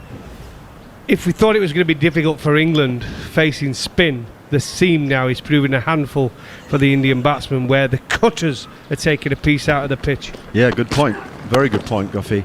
Just to pick up on Gareth's point, as Ashwin pushes that out to square cover, the sweeper's out there, so there's a single. The only point I'd say, Gareth, is that I hear what you say, that the chance may have been created by the wicketkeeper standing up. But in this instance, Ashwin is a back and across merchant. He's not someone who takes his guard out of his crease. And he doesn't like to get nearer the ball. Actually, he prefers to play off the back foot. So I don't think there's any need for the keeper to stand up.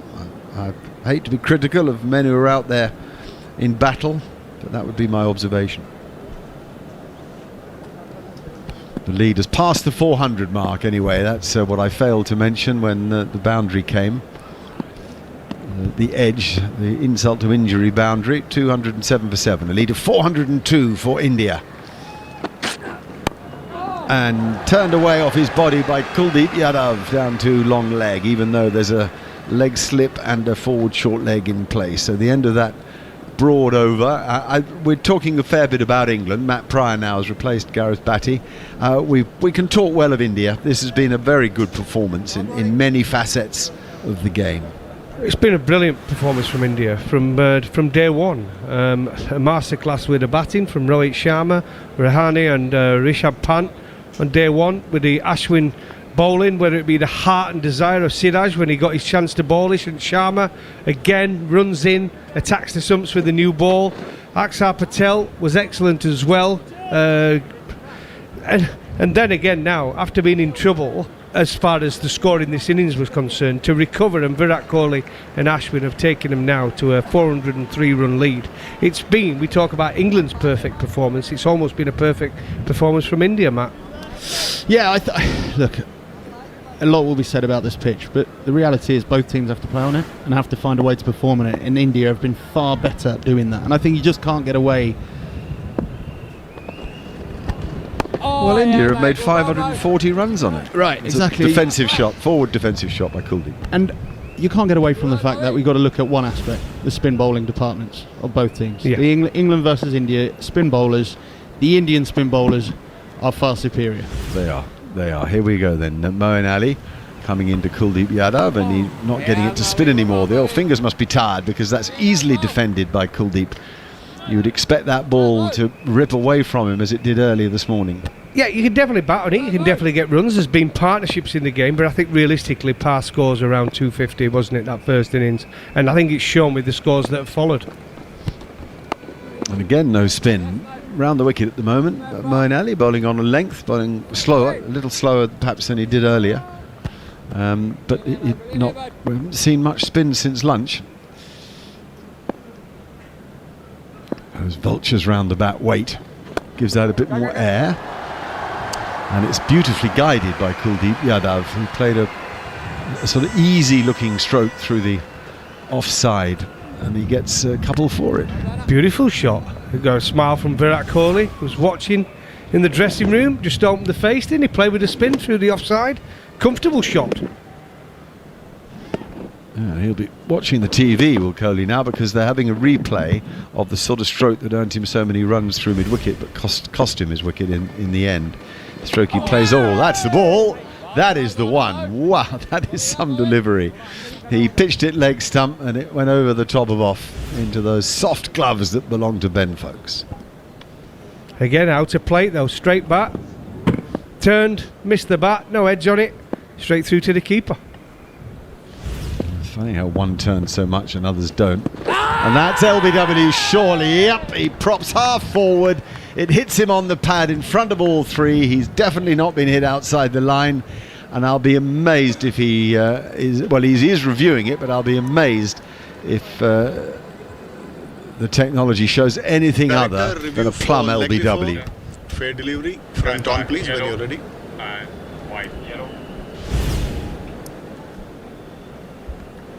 One more time.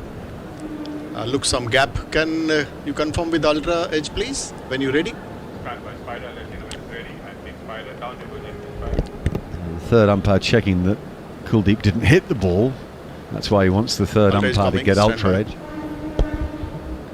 And take ultra edge. Keep going, keep going. Yeah, big gap. Yeah, hitting the pad only. Ball tracking when you're ready. Thank you. By order 2 and take order 2. Stand by. When it's ready. And Yeah. take 5. Stand by. Waiting for ball tracking. Stand by, please.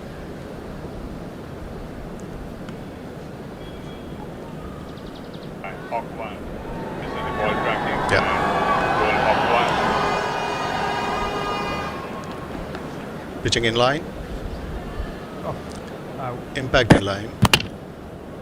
Hitting wickets. Stand by. Go to on-field umpire. And by 3. Nitin, you are on screen. Stay with the decision. Yep, confirmation. Hitting middle and leg, 3/4 of the way up the stumps. Kuldeep Yadav goes LBW, but his game is to come later because he will hope to be a part of an Indian team that bowls out England and takes the test match to go 1-1. LBW to Moeen Ali for 3. It came in 9 balls and the score's 210 for 8 now.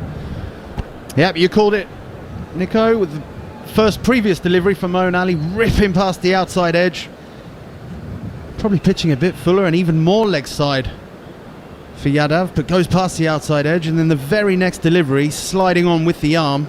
Probably not intentional, to be very honest, from Moeen Ali, but it's just the natural variation. Slides on it, big thud into the front pad, and yep, hitting middle halfway up. That's what's going to make it so difficult for England when they come to bat. It is. I mean, when you've got a ball that's turning square almost and bouncing, and then the next ball goes straight on with the arm, that's what's difficult. If it was consistent spin every single ball, and what makes it harder for England here? Let's just talk about the difference between Moeen Ali and Ashwin, right? Ashwin has got so many natural varieties as well, variation of delivery, different paces, and it's. We see Moeen Ali. Moeen Ali's took 8 wickets in the match, by the way, and we're talking about how well he's not bowled, and it'll continue that debate.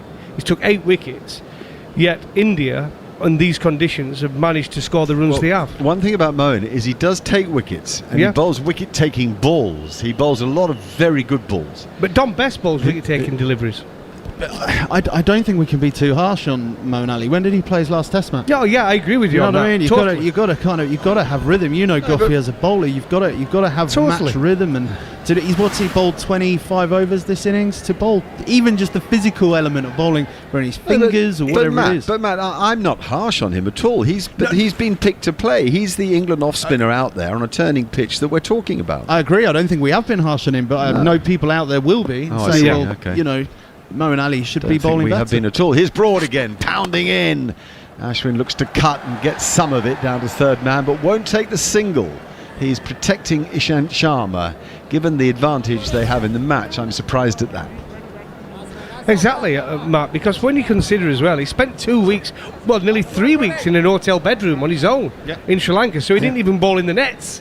And then he's come to India, 6 more days in quarantine, and then probably had about 4 net sessions, and suddenly he's playing a Test match in India. Exactly right, and I'm not suggesting we're being harsh on him, but I think any England fans will have a look and go, Moeen Ali, why, what's going on? Why he's bowling loose? He's going at 4 and over on this type of wicket.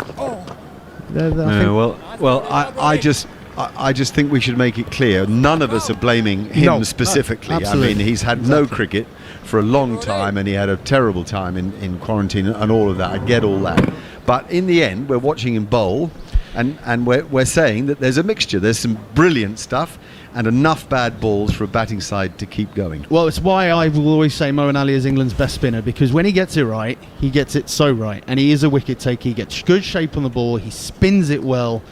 But what we need is Moeen Ali playing consistently with match fitness, with match rhythm. He becomes, as I say, I'll keep saying it, he becomes England's number one spinner. A potential match winner, as he was against India at the Ageas Bowl a few years back when he took 6 for. They're changing the ball, are they? Certainly Root has taken it to the umpire. That's the long delay, by the way. England's concern about the ball. Now he's got the old knife out and cutting off a bit of the seam, loose string. String. So Essex used to say good string when someone bowled a ball that nipped off the seam, didn't they?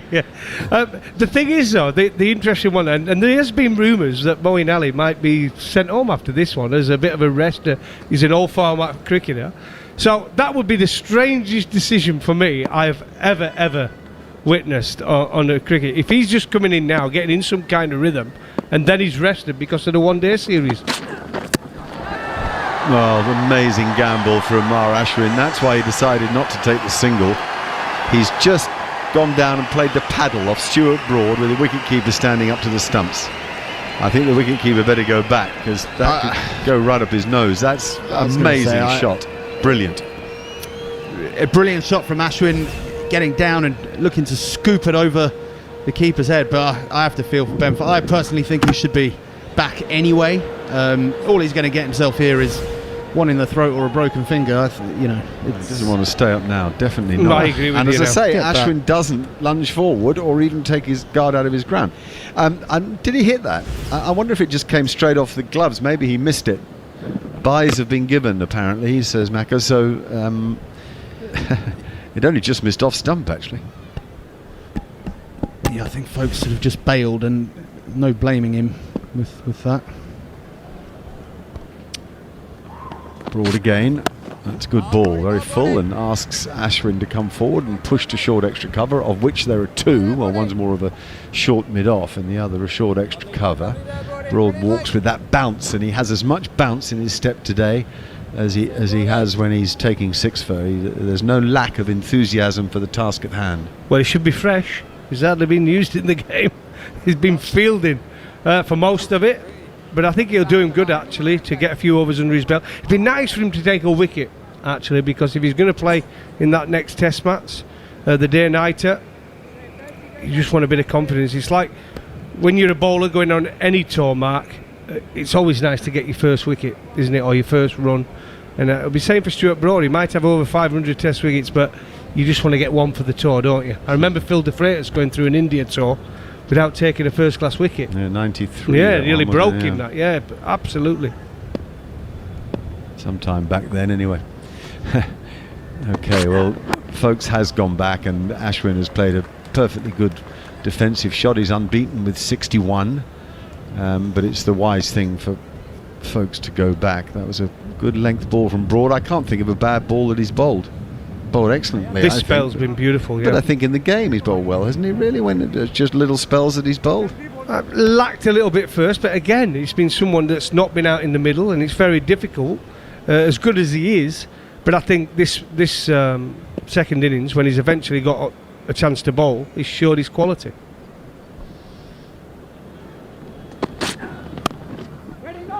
Ashwin thinks about a run, turns it down. He wanted to steal the strike, that's why, because he's unbeaten on 61. Anyway, Ishant will have to face 2-14 for 8. A word for the boys, and then I'm handing over to Neil Manthal. Yeah, I think when Stuart Broad has had his chance, he's shown his kind of experience of bowling in these conditions, running his fingers over the ball, keeping his line very straight. I think that's crucial for any seam. But there's not a lot in it for you guys, Goffey, but you've just got to do a job, go at 2.5 and over, keep the ball very straight. If you can pick up a pole, then fantastic. You're right, and that's what it's about sometimes. The importance of seam when you play in these conditions. If you can just pick up one with a new ball or come back and knock the tail over, it's massive for the team. We know the spinners are going to bowl most of the overs, but a seamer is so important. Look at India in that first innings, bowling England out for 134. He was turning, he was bouncing, but Ishant picked up 2 and Siraj picked up a wicket as well. It's so vital, but you can't just rely on the spinners to take the 20 wickets. Hey, spot on. When we won it in 2012 out in India, Swan, Panesar picked up all the wickets, but Jimmy Anderson, I remember, played a pivotal role. You know, when he came on when the ball was reversing, keeping it tight, keeping the pressure on, giving the spinners a few overs off to, you know, relax their fingers and get a, you know, drink on board, etc. So there is a role to be played for sure. Moeen Ali has 8 for 199 in the match so far, and here he is once again. Forward comes Ishant Sharma to this one. It spins, hits the inside half of the bat and rolls to Joe Root at leg gully. 199, nearly half the runs with the lead they've got. Yeah, it's you know, I can't help feeling. Not only did he play his last Test match almost 17 months ago, but he's only played 2 first-class games in that time. Here he is once again, and but back and across goes Ishant Sharma. Even if he had taken himself off and bowled 20 overs in a trot in a net, it's that was a physical benefit, I suppose. But here is Moeen once again, and that one keeps very low outside the off stump. But it just wouldn't be the same. It's not the same, Manners. Absolutely not. There's nothing like being in the heat of the battle, playing a test match against India. Concentration, the effort you're putting in there, the adrenaline, everything about it is totally different. Here's Moeen Ali once more, and forward comes Ishant. Solidly Moeen bowling around the wicket, attacking the rough outside leg stump. But Ishant is up to it so far. Gave his wicket away horribly in the first innings, did Ishant, to a full toss from Moeen Ali, which he tried to, he was going down for a sweep, and he got a leading edge, just popped up catch to a full toss at mid-wicket. Forward comes Ishant once more, pushes this square of the wicket on the offside, and there's no run. India 214 for 8. He's still on a pair as well. Yes, Ishant. that's right. Yeah, we've had a lot of noughts. Horrible, in isn't this it? game. It's an horrible feeling. I did it against Australia, and it's the worst thing ever. And the worst thing is, I got to a dressing room after I'd just got on my home ground, and as I sat down, Mark Elam had put an actual pair in my shoes. But I was gutted, but then when I saw the pair, it did bring a smile to my face, so he did cheer me up. Did you get it straight away? Did you, or did you think, what's that doing there? No, I got it as soon as I walked in. I saw it. All right. Mark Elam. 214 for 8. It's full length delivery, almost Yorker length actually, and Ishant keeps it out and blocks it into the offside. Maiden over from Moeen Ali. 70 overs gone. India 214 for 8. Mark Elam holds a record that's just popped into my head. Only man to have taken a 5-fer in one-day internationals, all of which were LBW. Wow, 5 LBWs. Where was that? Because I would have played in that, I think. I remember that. Kimberley. Yeah, I did play in that, yeah. You remember Kimberley? Yeah, I did. I think I bought a diamond in Kimberley. Well, yeah. Most people There isn't do. much else to buy there. Well, I did. I absolutely 100% bought a diamond. In fact, I might have bought a couple. We got such a good deal. Actual diamonds, people. That's actual diamonds. It's not a metaphor for anything. The diamond capital of the world at one stage in the 1870s. Okay, no run for a while. India are just rubbing England's noses in it and making them suffer, making them sweat and toil. Although it's a little cooler today in Chennai, it's about 27 degrees. In fact, I played against Jack Callis for the first time in Kimberley. Here's Stuart Broad, and that is punched off the back foot. It's a lovely looking shot by R. Ashwin, but straight to Moeen Ali at mid-off. Played against Jack Callis in Kimberley. Remember that? It was played South Africa at A versus England, and that's when he first came on the scene. Played beautifully in one of the innings. It was a 4-day game. I'm trying to think what tour that would have been. Would it have been 95. Yeah, 95, 96. Yeah. He was always destined to have a long career, Jacques Callis, and most of us thought a great one, and so he did. That one is flicked very nicely off his pads down towards deep backward square leg. Ollie Stone runs around the boundary's edge to do the fielding, and R. Ashwin comes scampering back for the second, and he doesn't do much scampering. Ashwin, he does enough bowling without having to worry about scampering with pads on and a bat in hand. Tell you one thing, Moeen Ali, he keeps holding his side, doesn't he? He keeps rubbing his side. It's a bit of soreness. Or I was watching him last over, and he looks tired to me now. He's just getting through his action. He's sort of putting the ball there rather than really bowling it with energy. Again, you can understand why. His body's not used to it. Oh, yeah. absolutely. Be a shock to the system for Moeen. Here's Stuart Broad, and that's pushed up towards mid-off, and there's no run. So how do you think Moeen's feeling about his trial separation with Test cricket now? Because he took a little time out of the format to reassess. I thought it was a trial separation. Well, I get that. He was disappointed probably the way he was treated, and I'm with Matt. I think he is England's best spinner. I was surprised when he got left out. but he's been used to bowling 4 overs. He hardly bowled in the IPL as well, by the way, because he could hardly get a game. That's true. Here is Broad once more. Ben Foakes still standing up, and that's played defensively by Ashwin, pushing straight back to the bowler. So he's been sat down a lot, really, realistically, not got hardly any overs over the past, 4 or 5 months. And if he has, it's been a 4-over spell.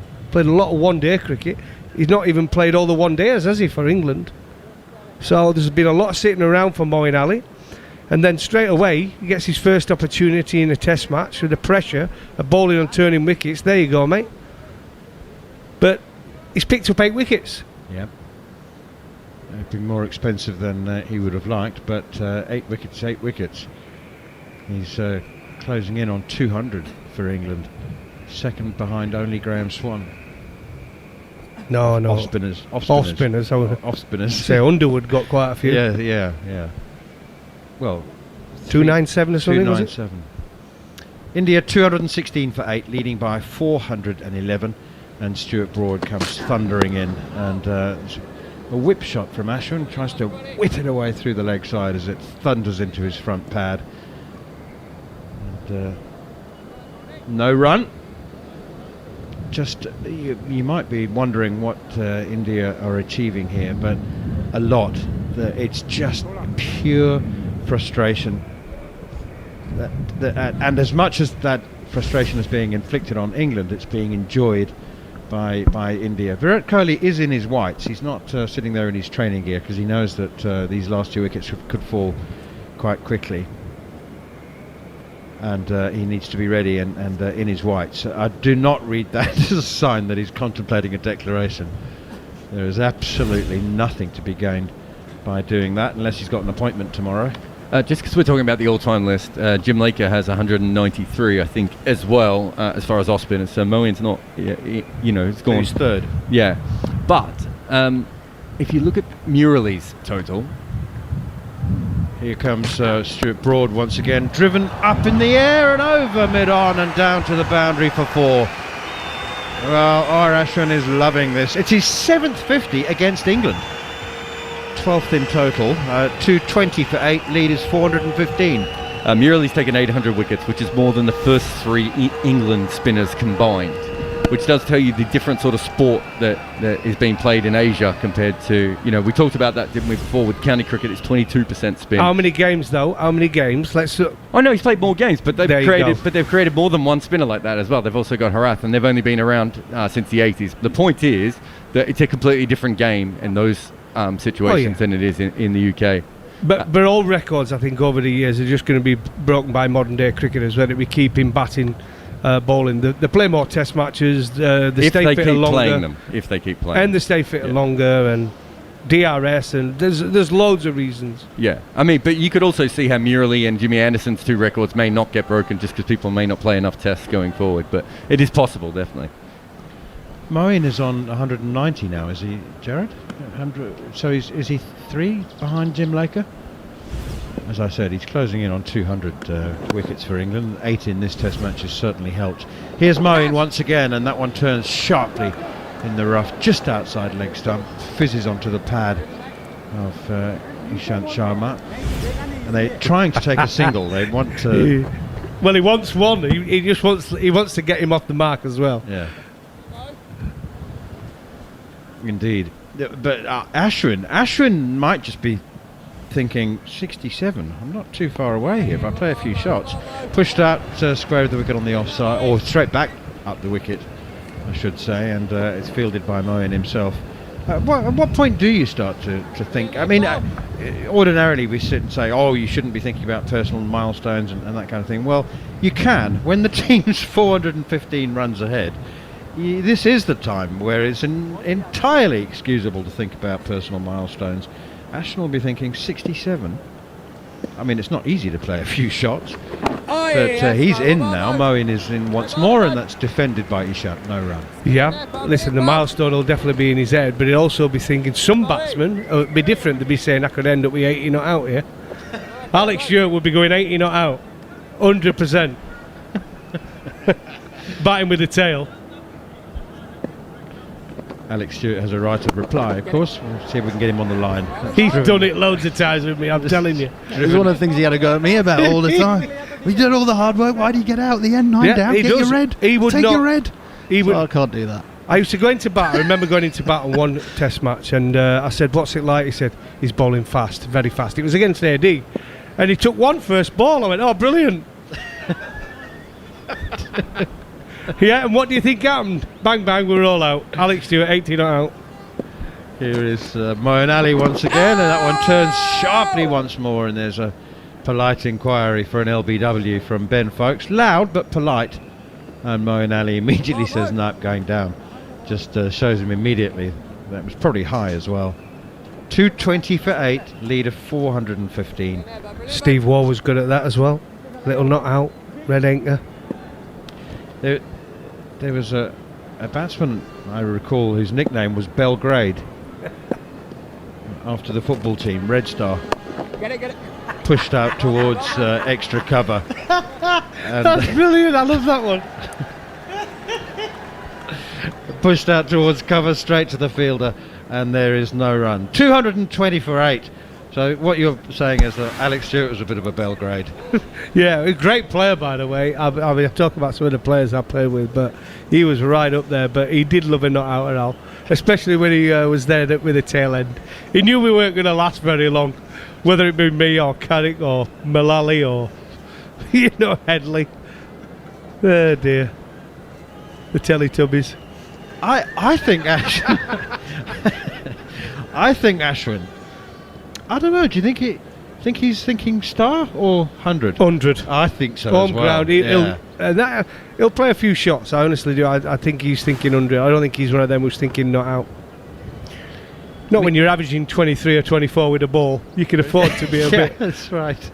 And it's not as if India need to spend more time. They don't need to take time out of the game. They don't need any more runs. One more boundary and England's run chase would already constitute a world record if they were to get there, if they were to be successful in chasing down the record currently 418. So I think Ash would show that. Let's have a look at this field now for Stuart Broad. Ben Stokes he's at deep slip. That is Broad in once more outside the off stump, and that's maybe it just looks like that. He tried to run it down to third man, and he's desperate now, Stuart Broad. Though you can see he's itching just to get off the mark and get one wicket. He's bowled a good spell here. Things are happening. He's bowling cutters, seam up, the ball's nipping around. His leg cutters going, but he just cannot get a wicket. He's had catches dropped. I think Stokes just looks deep at slip because Ben Folkes is standing up. He looks deeper than normal. I was thinking he might be a sort of a short third man, but he's a regulation slip, isn't he?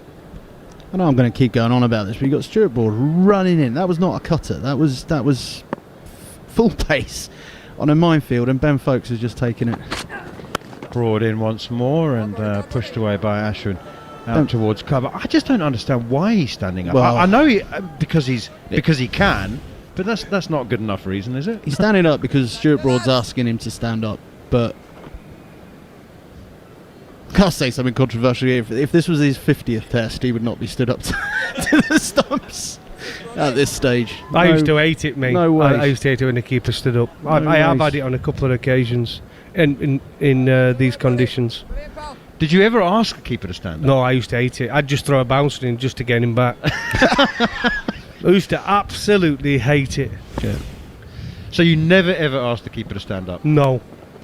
Here is Broad once again, and that's flicked away through the leg side out towards Dan Lawrence. They go through for another single. India move on to 221 for 8. Why is Stuart Broad asking him to stand up? Well, I think he wants to keep Ashwin in his crease. I think the last over, Ashwin hit him back over his head, so I think he's wanting to keep him locked down and stuck in his crease, not coming at him as much. But then, like we've seen a couple of edges, you have to just basically say, well, if I get an edge, I can't expect the keeper to hold on to it, because it's just very improbable. Well, it's happened. Well, exactly.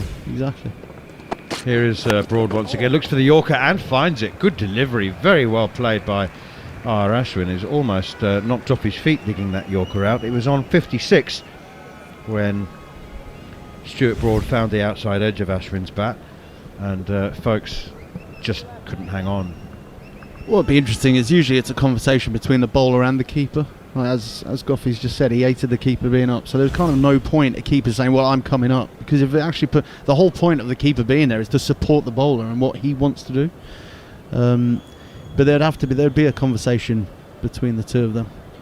Remember, Jimmy Anderson asked me to stand up at Edgbaston once. I stood up too.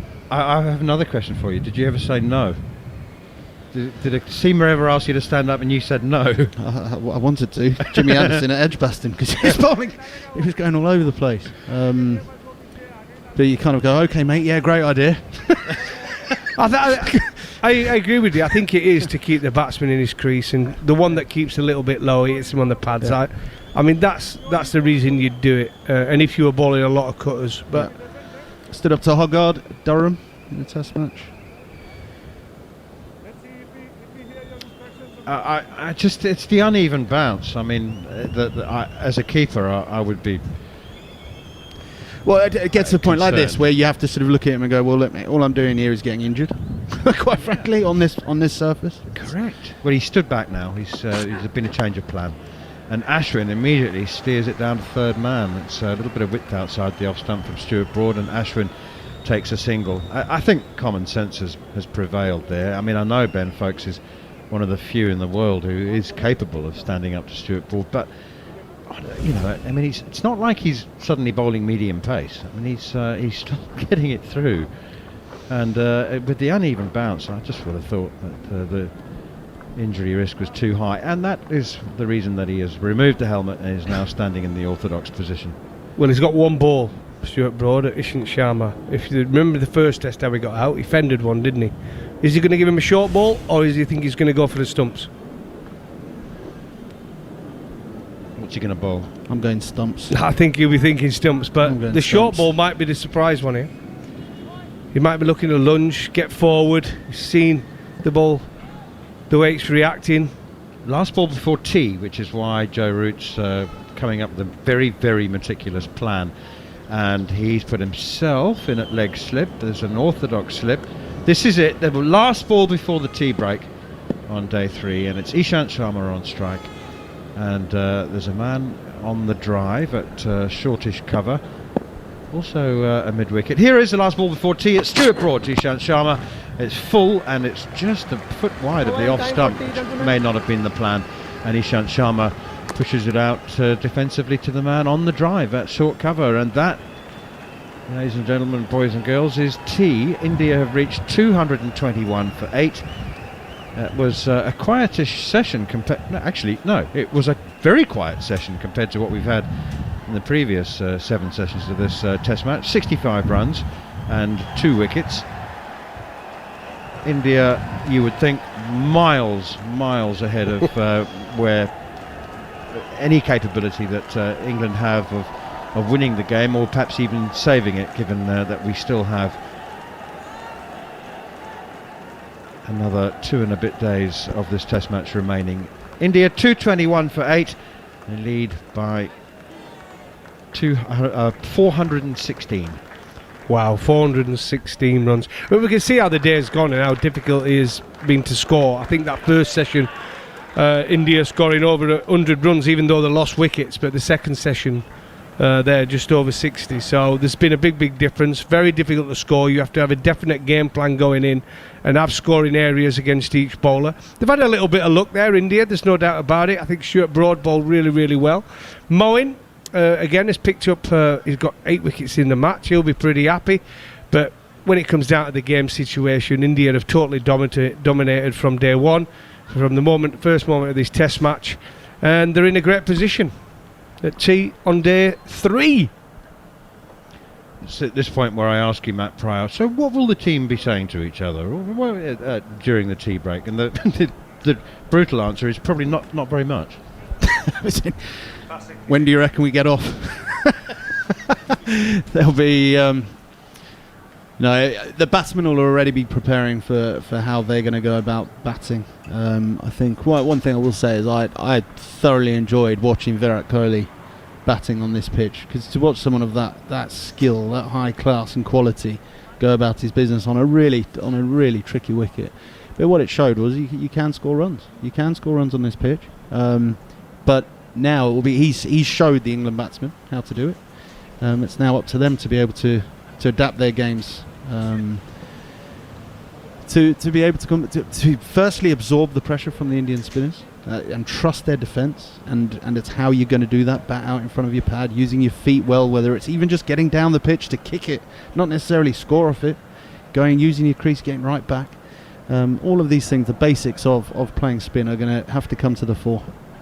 Can I just cast your mind back to Virat Kohli's dismissal in the first innings when he was bowled by Moeen Ali, and actually referred it to the third umpire unofficially just because he couldn't believe it.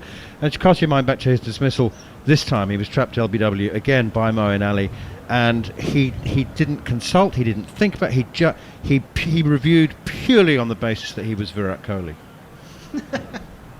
I mean, and I mean that as a compliment, because he was playing so well. He backs himself so. His skill level was just, only Rohit Sharma in this Test match has matched it. And what I mean is that, it's just instinctively he couldn't believe that he could possibly be out. Yeah, I mean, it's a sign of a batsman knowing or believing they know exactly where their pads are, where you're lining it up, and he would have felt immediately that it's hit him high, and that's probably why he would have reviewed it.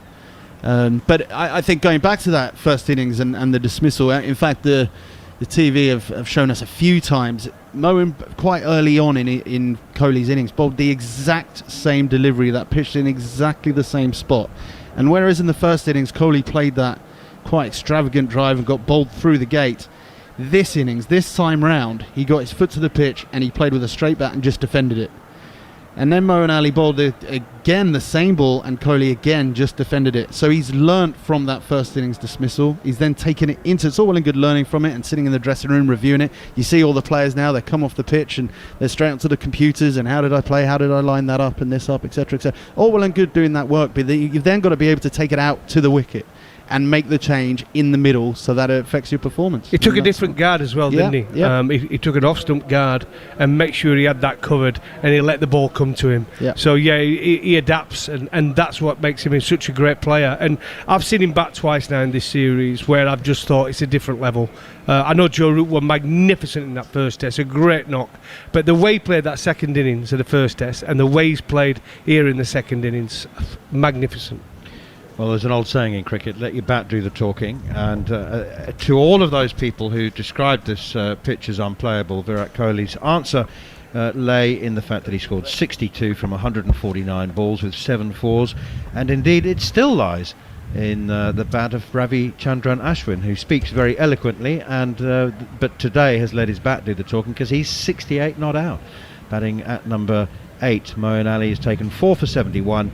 Jack Leach has taken 3 for 74. The other wicket was a run out by Ollie Pope at short leg. So India resumed at 54 for 1, and they take tea at 221 for 8, leading by 416.